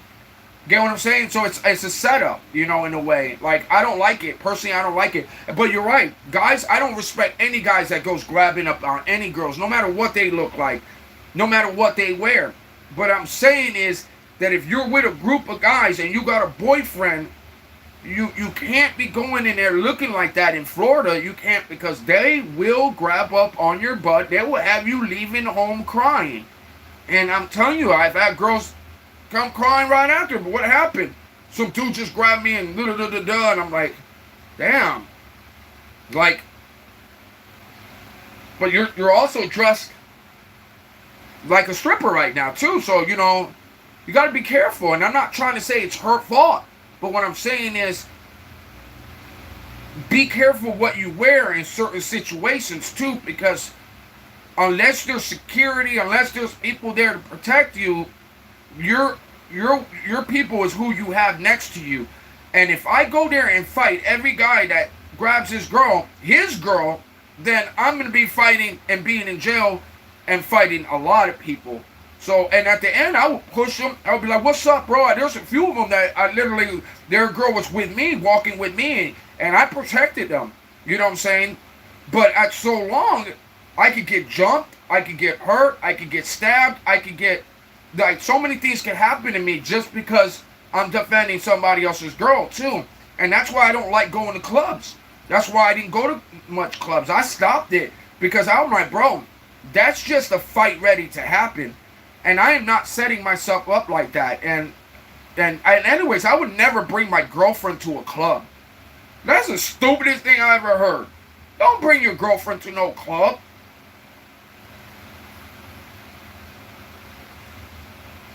Yeah, and dressing beautiful doesn't mean, like, not looking sexy. Because you can look sexy in a dress. You can look sexy. What I'm talking about is like porn star dressing. That's what I'm talking about. I'm not talking about wearing a beautiful short dress or, you know, a tank top and da-da-da. No, I'm talking about looking like a porn star, okay? And dressing like that. And these thirsty dudes gravitate to that. And they come in crews. And a lot of them, you won't even know who did the actual grabbing until she's been grabbed and she's like, somebody just grabbed me. And like, then you're looking around, who the hell just grabbed you? And they're gone. You get what I'm saying? So then you got to try to catch the next person doing it. And then if you catch them, then that's a whole nother thing. Then you're fighting. You get what I'm saying? Then you're not enjoying your night. You're not enjoying your time. And this happened a lot. Okay? This wasn't, because I used to go out with my homies and they would try to bring their girls like that. And I'd be like, bro, that's not very smart. I learned mine watching them and say, I ain't bringing my girl out here. I didn't even go to them no more.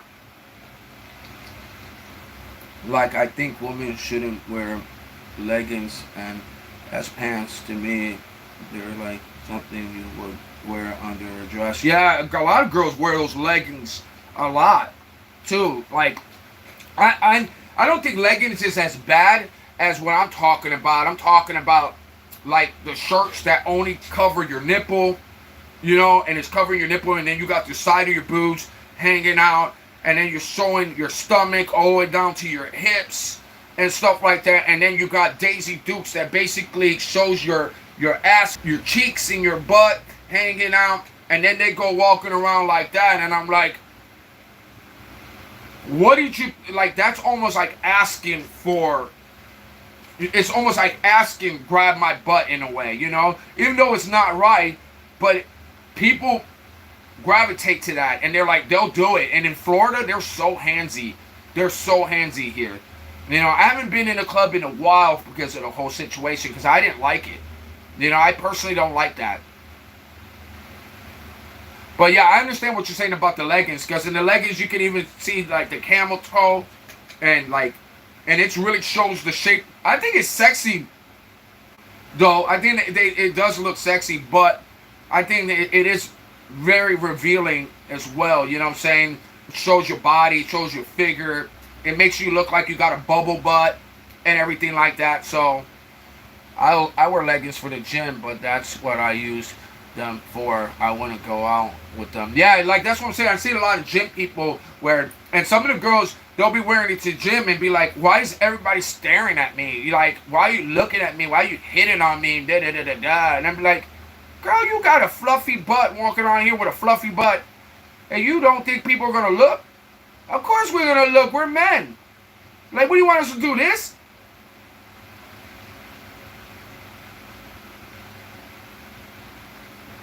But and then you got gawkers. The gawkers take it too fast, and they're like, dude, work out. So why are you looking at me?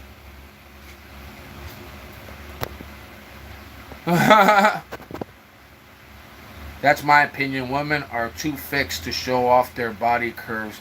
The attention would be their personalities. Amen. I agree with that. And that's what I said. I said, well, you know, in my opinion, I wouldn't want to be, I wouldn't go with you even as a friend. And if you were my girlfriend, I 100% wouldn't be like, nah, I ain't going to no concert with you looking like that. Like, nah, I'm not fighting everybody. Like, I'm not a sissy. I would be in jail. Like, I am not a sissy. Somebody comes out and tries me and tries and sees I'm walking next to this girl. Even when I wasn't with the girl, I would be there with my friend's girl and walking next to her, and somebody will try to hit on her. I'd be like, bro, you stupid? You don't see me standing next to her? She ain't even my girl, but what if she was my girl? You think that I'm just going to allow you to come hit on her like that? Bro, get out of here, bro. There's so many people I literally would do that, and the girl would literally hug me and say, thank you. Like, thank you. Because at the end of it, you don't know if she's with me or not. And why you coming out there acting like you just going to walk up and take anything from me anyways, you know? At the end of it, I think I defended her more than her boyfriend did at that time. And she would always be like, yeah, I'll go with Josh. Josh has got me. I know Josh should keep me safe. So I used to keep a lot of the girls safe and keep them away from being hit on. But, you know, some of them didn't deserve it, too. Because this one girl, she was a little revealing of what she was wearing. But she was not like the way it is now. The way it is way worse. But then she was just very tall. She had really nice set, you know. She was like very, like she had like, I swear, like almost like a model body, you know what I'm saying? So it was like very easy to spot her from a distance. So a lot of people would spot her and come try to, you know, hit on her. And, you know, and my boy, he talked a strong game, but he didn't have no fighting power. I do wear long t-shirts. Okay, well, there you go. Like, leggings is good. A lot of girls wear leggings to the gym, though. But she's talking about wearing them to a club, wearing them out with a short shirt on, you know. And then, like, I don't think it's that bad, but because I've seen worse, you know. Like, where they wear, like, what my ex does, she don't even got a big butt. But she wears Daisy Dukes, and you can see always a butt cheek trying to hang out there. And I'm like, why are you wearing stuff that your butt cheek is hanging out of? Like, why would you wear? You got boys here. Like, why would you wear that? And I thought, like, maybe she would grow up and not do it after so many years. No, she still wears the same set of booty shorts all the way up to here, where her cheeks, little flat cheeks be hanging out. I'm like, why? Like, why? Like, that's the only way you're gonna get attention, because your personality ain't good enough to get the attention you want. So then you're gonna put out something that will make somebody gravitate. Even old men would be like, oh, I see a little tiny butt cheek. Well, enjoy it, bro. Like, I don't understand that. Like, I personally would have a little more class for myself, but like, people don't have that anymore. You know, and I should have known better too. You know what I'm saying? But come on, man. I like butt cheeks, don't get me wrong, but keep that at home. Keep that with your man. Like, or when you go to the beach, maybe. I couldn't say you're going to the beach and you put on the little boy shorts because you got your bikini and everything. That's cute. That's sexy. It's a Florida thing. I understand that. But to go to the store like that, to hang out in the house with your boys like that, like, that don't seem right. That just don't seem right at all. Like, I personally would, I would be like, my mom was not like that. Thank God. Thank God. I would not want to see that.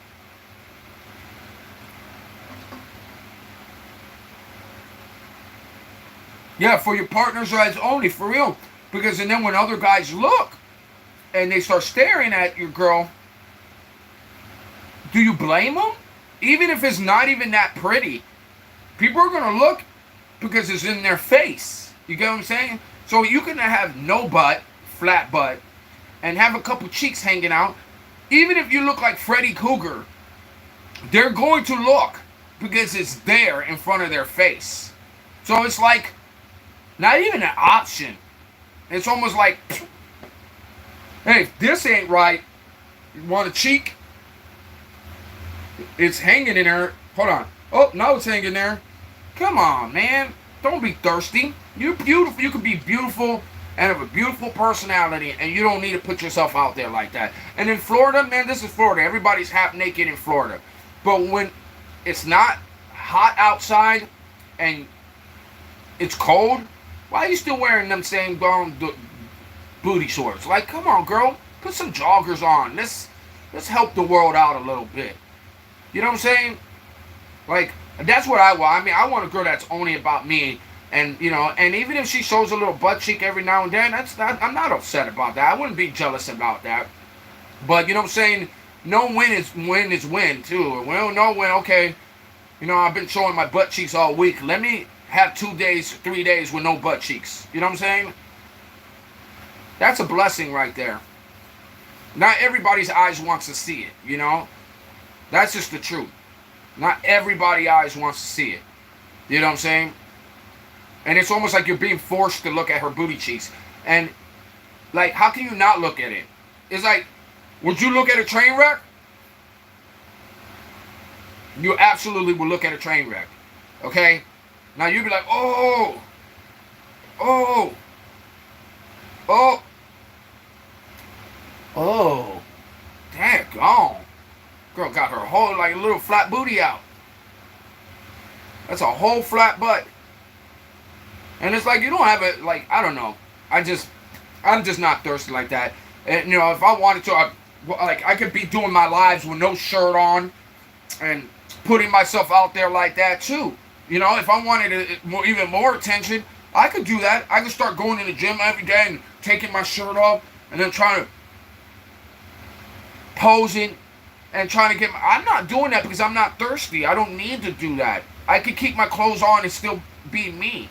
I don't need to put a butt cheek out to get attention. I don't need to wear shorts that are way up to here just to get somebody to look my direction. You know what I'm saying?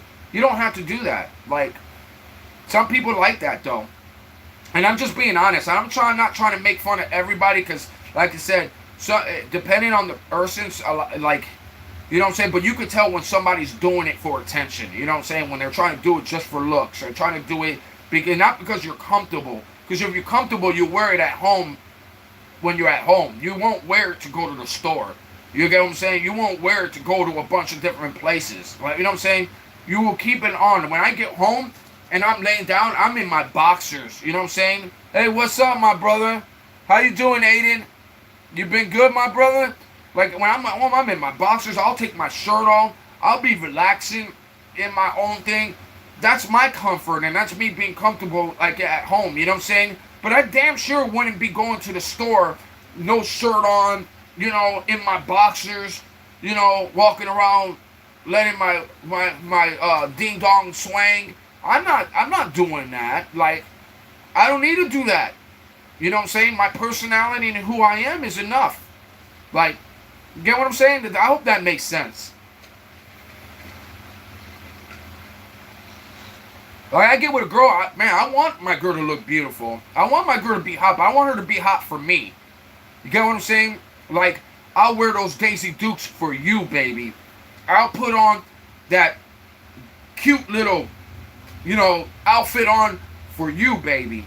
Like, if you don't feel comfortable me wearing it out like that, unless, you know what I'm saying, it's like a private time with each other, then, you know, but I can't stand when people only want to dress up when you go out. Oh, when we go out, I'm going to look like a dime. Like, but when you're home, they're like, well, we're not doing anything, so I don't need to look all cute. Well, why can't you look cute for me? You know what I'm saying? I mean, you're looking so sexy to go out, but you don't want to look sexy for me?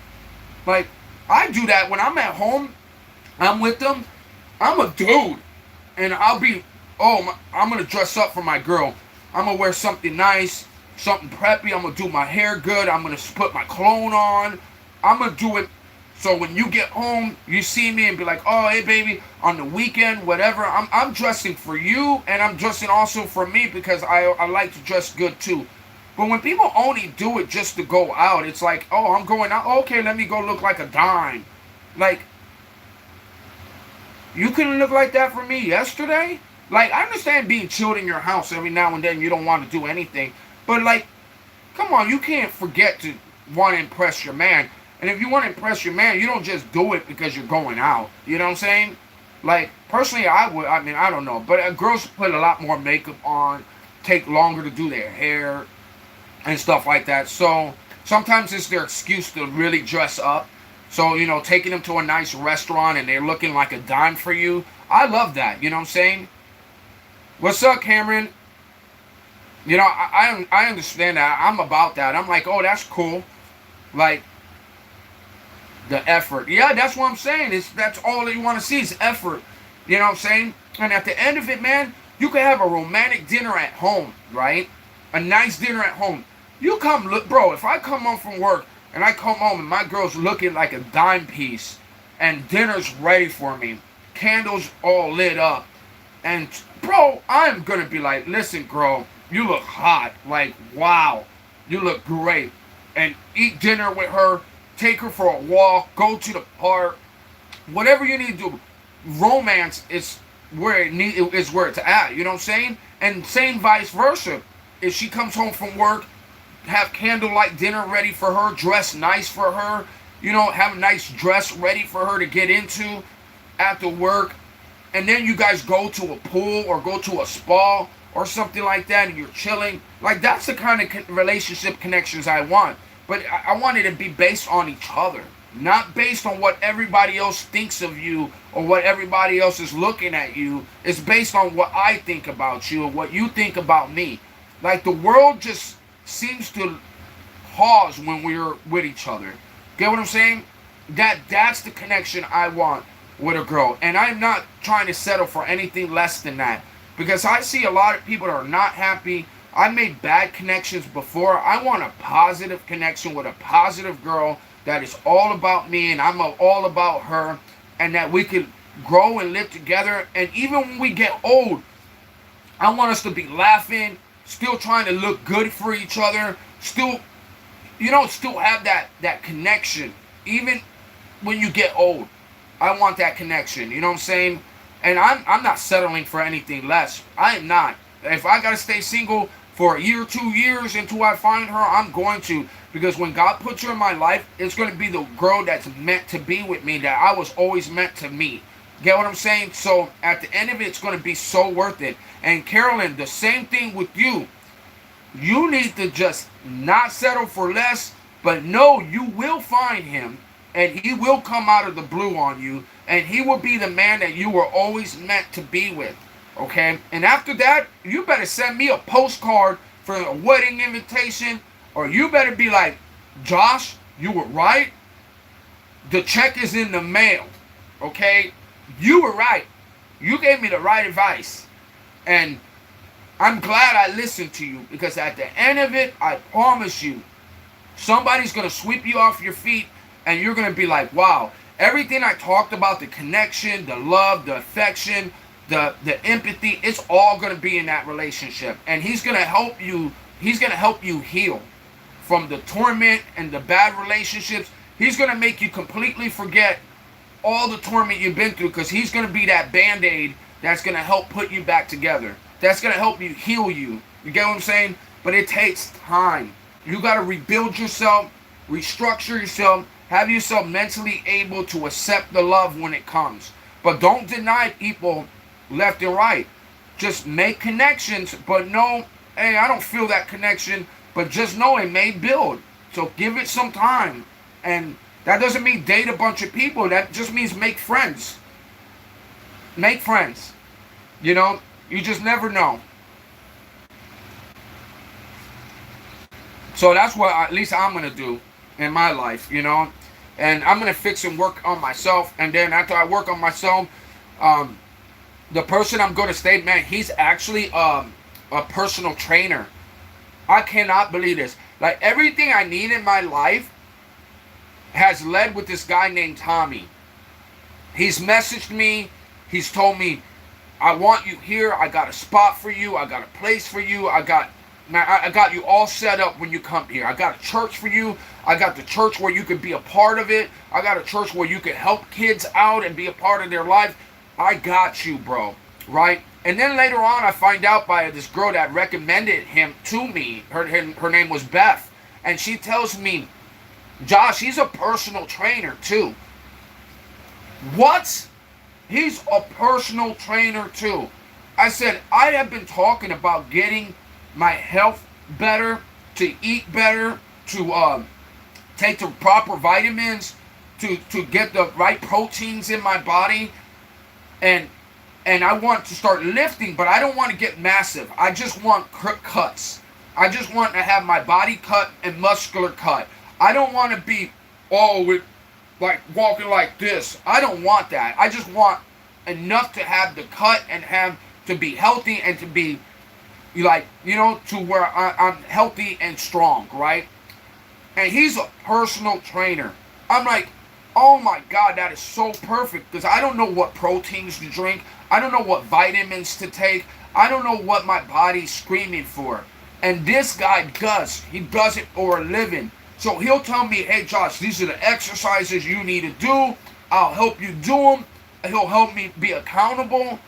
Bro, that's what I need in my life. And everything that seems to be clicking is clicking with in Jacksonville and clicking somewhere else. So I'm like, man, I can't wait, bro. I'm telling you guys, next year from now, you guys are going to be looking at me and you're going to be like, bro, it's like night and day. Like, I am going to perfect myself in ways that I could challenge myself to do, be better, brighter, and be healthier, be stronger. And bro, I'm telling you, it's going to be an amazing journey. And I'm glad that you guys are going to be a part of this journey. I mean, I love you guys. All I ask you guys is to be loyal. If you don't have loyalty in you, then don't be around me. I would cancel you out in any time. If you don't have loyalty, I really can't. I can't really do anything. I mean, you could watch me from afar, but you will not be in this squad. My squad is about loyalty and love. If you hurt somebody and somebody hurts you, I have your back. I don't have their back. Somebody hurts you, I have your back. That's what Gazelle, that's what anybody that's a part of my squad. What's up, Greg? Anybody that's a part of my squad, I got loyalty. Meaning that I am not accepting the person that victimizes you and hurts you. I'm not allowing them in because I'm worried about you guys as my people, as part of my squad. Get what I'm saying? I have loyalty. I was born with loyalty. I have loyalty in my veins. I am not going to be disloyal like other people has done to me. Many people has hurt me, but I am not going to hurt other people. Simple as that. So no matter how many times the devil stabs me in the back, I'm not pulling out that sword and then stabbing somebody else with it. That's what he wants me to do. He wants me to say, hey, They're giving it to you. Give it to them. Give it to them. Start stabbing innocent people. I'm not doing that. I'm not stabbing innocent people. I'm not hurting anybody that doesn't deserve to be hurt. And that's simply it. Okay? So no matter what is done to me, I am not reaching out and doing it to other people. That's called loyalty. And if you guys are loyal to me, I am loyal to y'all. And a lot of you guys are loyal to me and truly have love and compassion. And I love you guys for that. And I thank you for that. Because, guys, we're the 1%er. I hate to say that. We're 1%. Because I met at least 99% fake people. And only 1% is real and true. And I don't care about my numbers being high. I can have one viewer, and that 1%er is the person I'm looking for. That 1%er is who I want in my squad, bro. Man, I feel you, brother. Had to get away from California. It became dark. There are many... our country needs more jobs so bad out. Man, oh man, that sucks, bro. Hard to come by here. You're spot on, man. And mad love, Greg, man. I haven't seen you in a while, my brother, man. I'm glad to see you come back, man. I'm telling you, God brings certain people back for a reason. You know, where are you living now, Greg? Are you still in Cali, or did you leave Cali?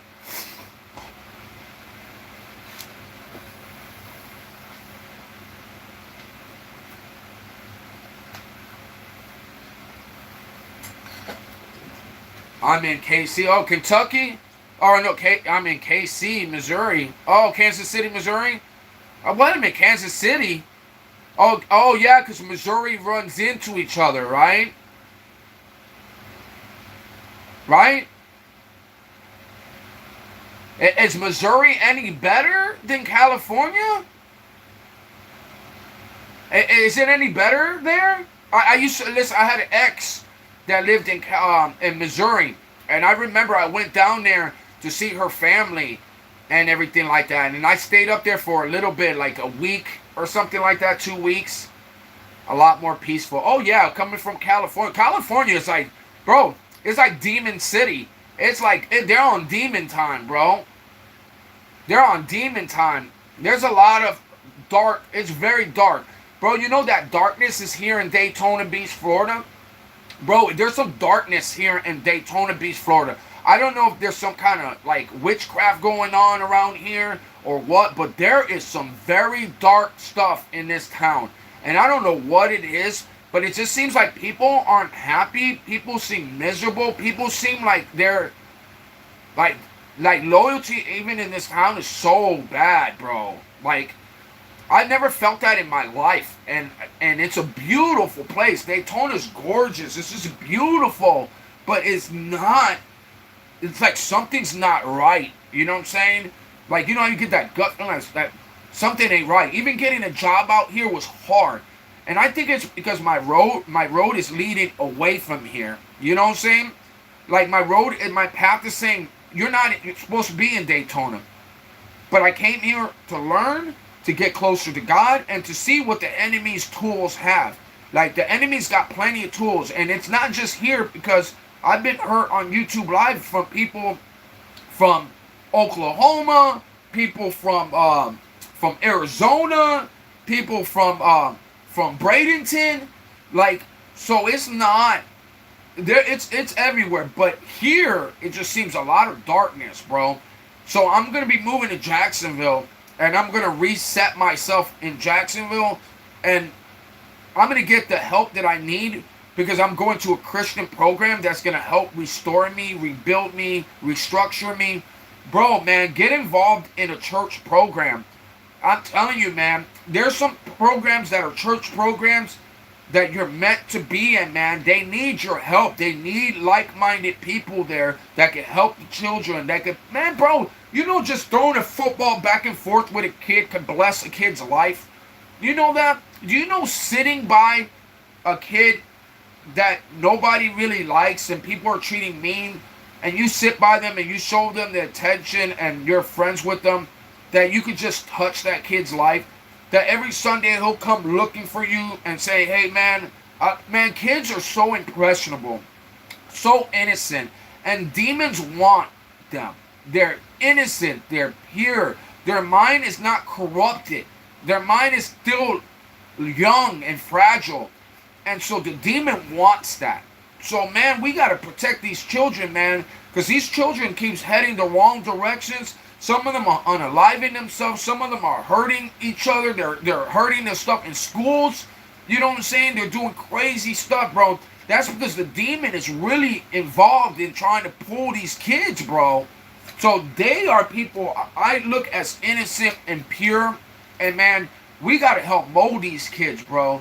So that's where I want to be in my life. I want to help other people that are struggling with acceptance in life and realize that God has got you, man. There's not demon time no more. It's Jesus time, homie.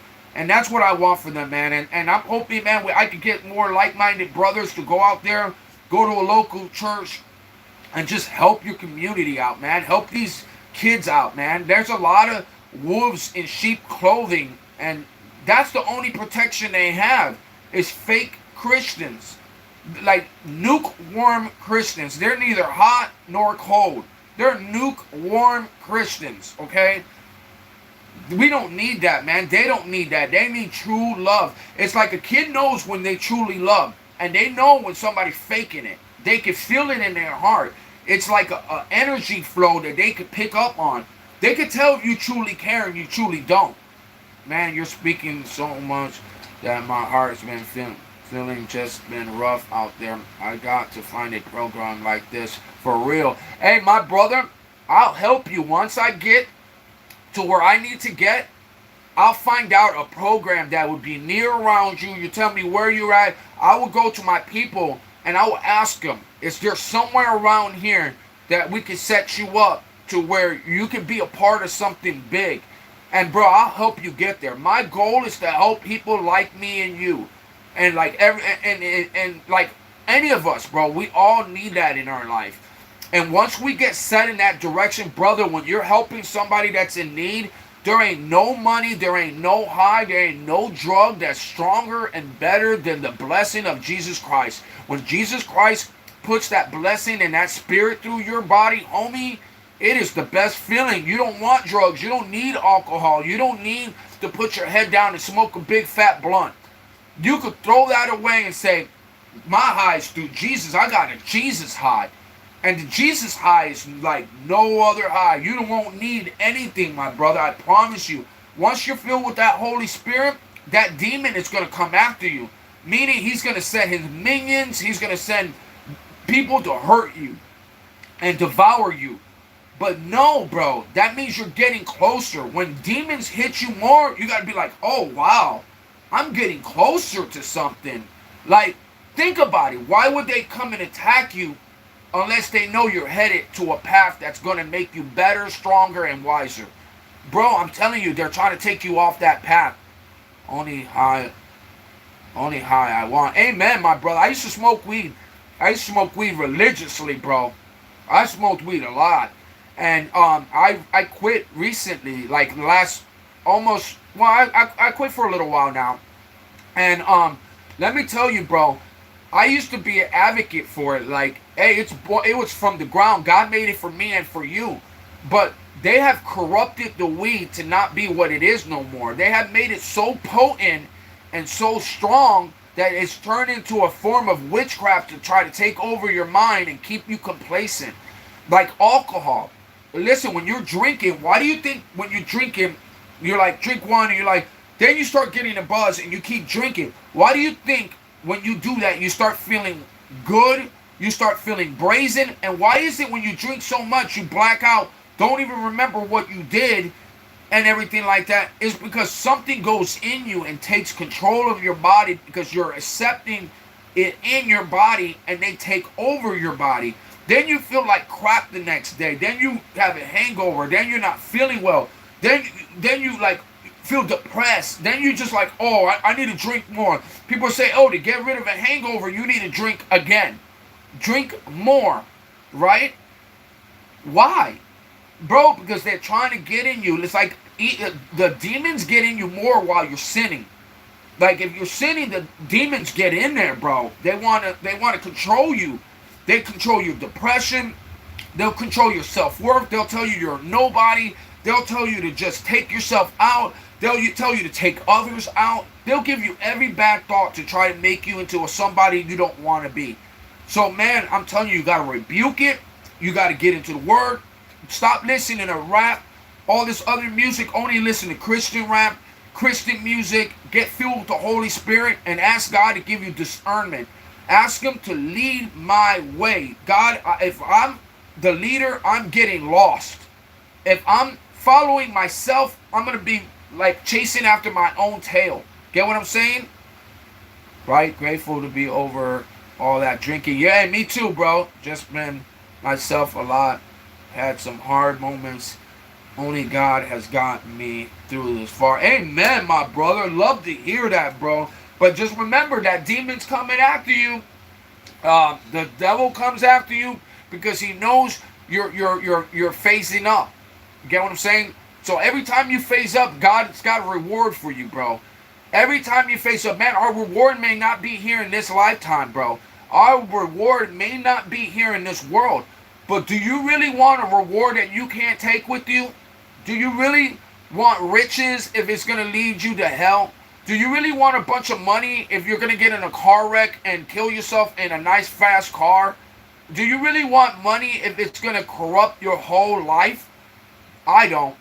I'd rather die a poor man and go to heaven than die a rich man and go to hell. Like, my riches was here in this world, and what I did in this world led me to where I ended up. No, I said, God, only give me what's going to allow me to get to heaven. Give me only what's going to allow me to get to heaven. I don't want a bunch of money, so I'm responsible for giving it out. I'm responsible of, oh, what did you do with your riches? Oh, I saved it, and I bought a car, I bought a house, and I bought all this nice stuff for myself. I bought all these clothes, I bought a Rolex watch, I bought a nice chain. No, I gave you that money to help bless other people with it. Did you help that homeless man? Did you help your next door neighbor that didn't have electricity? Did you help the other neighbor that didn't have milk for his kids? No. I wasn't even thinking about them. I didn't ask them. Bro, I don't want that. Don't give me anything I can't handle. I ask God, God, give me what I can handle and give me what's going to make me go to heaven. Allow me to go to heaven. So He gives me just enough to be alive and survive. That I'm grateful for. And that's what you need to think about it. Hey, man, He's giving you enough to survive. So, bro, be a survivor. But after that, when God levels you up, be grateful. When you take that other level up, Greg, be thankful, meaning help other people out, help your community out, make sandwiches for the homeless, go out there and do something positive, bro. We was never meant to live above our means. Amen. That's God set for us. Hey, bro, when we're in heaven, bro, we're going to be living in a mansion. There's going to be gold everywhere. We're going to be living a splendid, beautiful life. Our rewards are in heaven, and I look forward to that. I can't take any of these items with me to the grave. Nothing I take here I could take with me to the grave. The only thing I could take with me was my kindness, and did I love God? Did I represent Jesus? Did I do God's work? Did I go out there and help the less people, or did I go out there and just hurt people because I was hurt? Hurt people, yes. But not all hurt people. I'm hurt, and I'm not willing to go hurt anybody else, okay? Now, I need to learn to stop defending myself with other people, and I'm learning that. Like, I got to be more forgiving. I'm learning to be more forgiving. But, you know, I'm learning that. Because I've got people that hurt me that I'm very quick to flush the toilet and say, you're out of my life. I don't need you in my life. Now, do I hate you? Do I wish bad on you? Do I want anything to happen to you? No. No, I do not. I don't wish any bad on anybody that hurt me. I don't. I want good to happen. I want them to understand to not hurt other people like that. You know what I'm saying? But then it's not to me to punish them. You know what I'm saying? That's not my job to punish them. Right here on this earth is our soul, and the souls we can help save. Amen. Bro, the time is getting thin. Meaning God is coming. Bro, when we get raptured up to heaven, Man, it's our testimony to help other people. Bro, that's what's going to help us get to heaven. And man, Jesus died for our sins. Yes, he died for our sins. He took that sacrifice for us, man. We are special. He really showed us we're special. But what's the gratitude are we giving to him for that sacrifice? What are we giving to him to thank him for that sacrifice? Man, people are nasty. People are debunking him. People are making fun of Jesus. People are putting him down. People are trying to put down your religion and put down what you believe in. Bro, I'm defending it. Even if there's a 99 people that don't believe in God, I'll be that one that does. Okay? I am not turning my back on God. God has never turned his back on me. I've turned my back on myself many times. He's always been there waiting for me to accept him in. If you accept him in, bro, and you ask him every day to teach you your ways, he will teach you, Greg. And I know you know this, bro. I know you're in this as well. But my brother, I love you, man. Keep your head up. Don't let the demon ever take you out, bro. And if you feel weak, message me, bro. Hit me up on YouTube, bro. I mean, I got IG. I don't really IG no more, but I got a Facebook, TikTok. I got every other thing. I IG every now and then, but I'm taking a break from IG.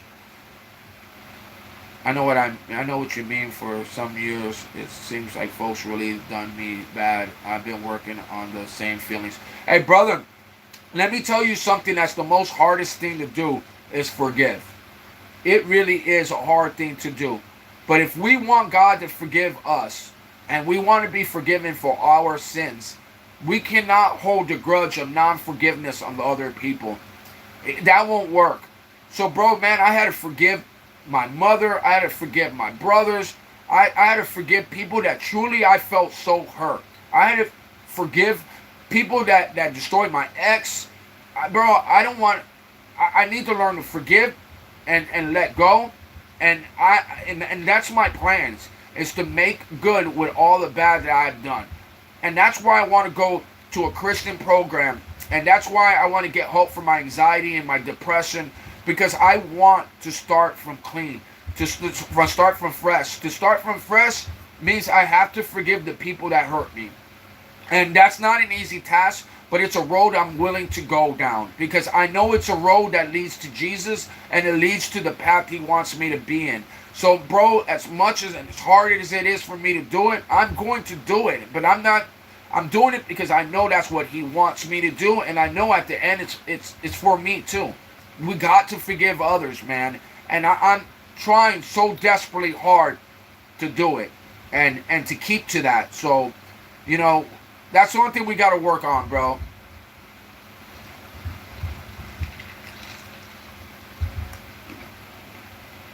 But yeah, man, God bless you, bro.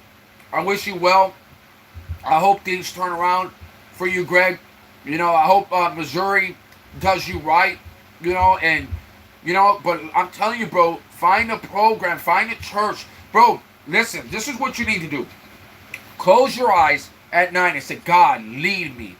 Show me the path. Ask God. This is what I said to God. This is what I pray to almost every night. First, I prayed for discernment.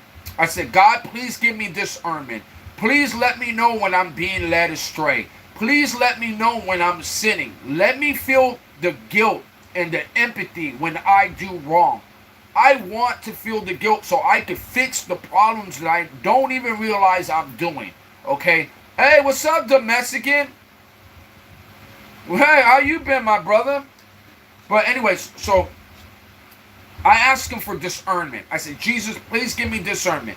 My next prayer I asked for, that I pray along with this one, I said, God, please, Lord Jesus Christ, show me my path. Show me the road that's going to lead me closer to you and closer to your work and your ways of wonders. Lord Jesus, please, I pray that you are the light and I could follow this light closer to the path that you want me to be in. Like, I prayed for this over and over, bro. And I said, God, lead me, and I will follow, bro. And I'll tell you what, man, God is showing me a path, bro. And this path is going to lead me to where he needs me and wants me, bro. So I'm telling you guys, stick to that path. Pray for that path. And then all of a sudden, you're going to be led to a church. That church is going to lead you to another church. That church is going to lead you to his people. Once you get there, do what he's asking you to do. Help other people. Help the elderlies. Make sandwiches. Go out there and give stuff to the homeless. Go out there and hold the door for the old people coming out of church. Whatever you could do, bro, to help out, do it without being asked. Do not wait to be asked. Get up in there and do it.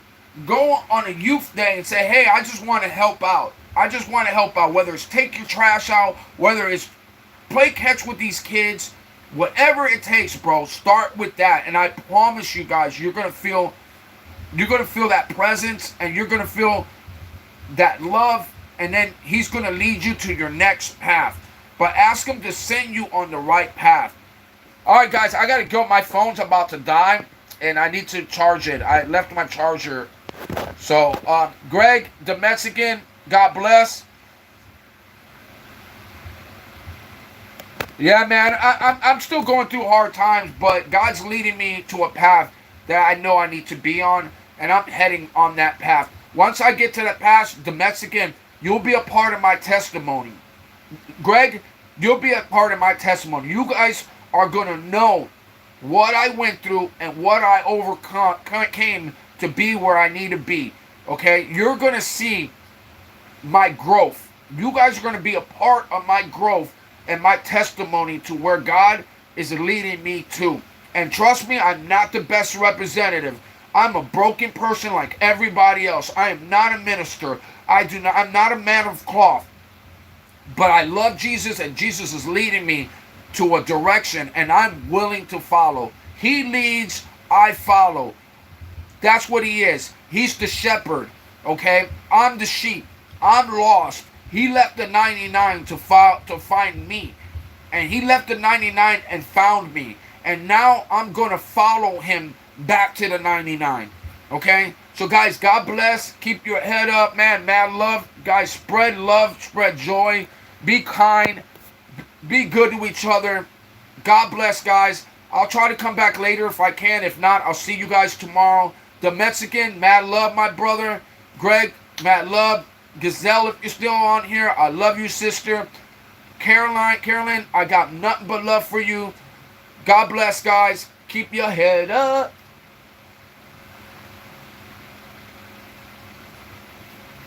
God bless.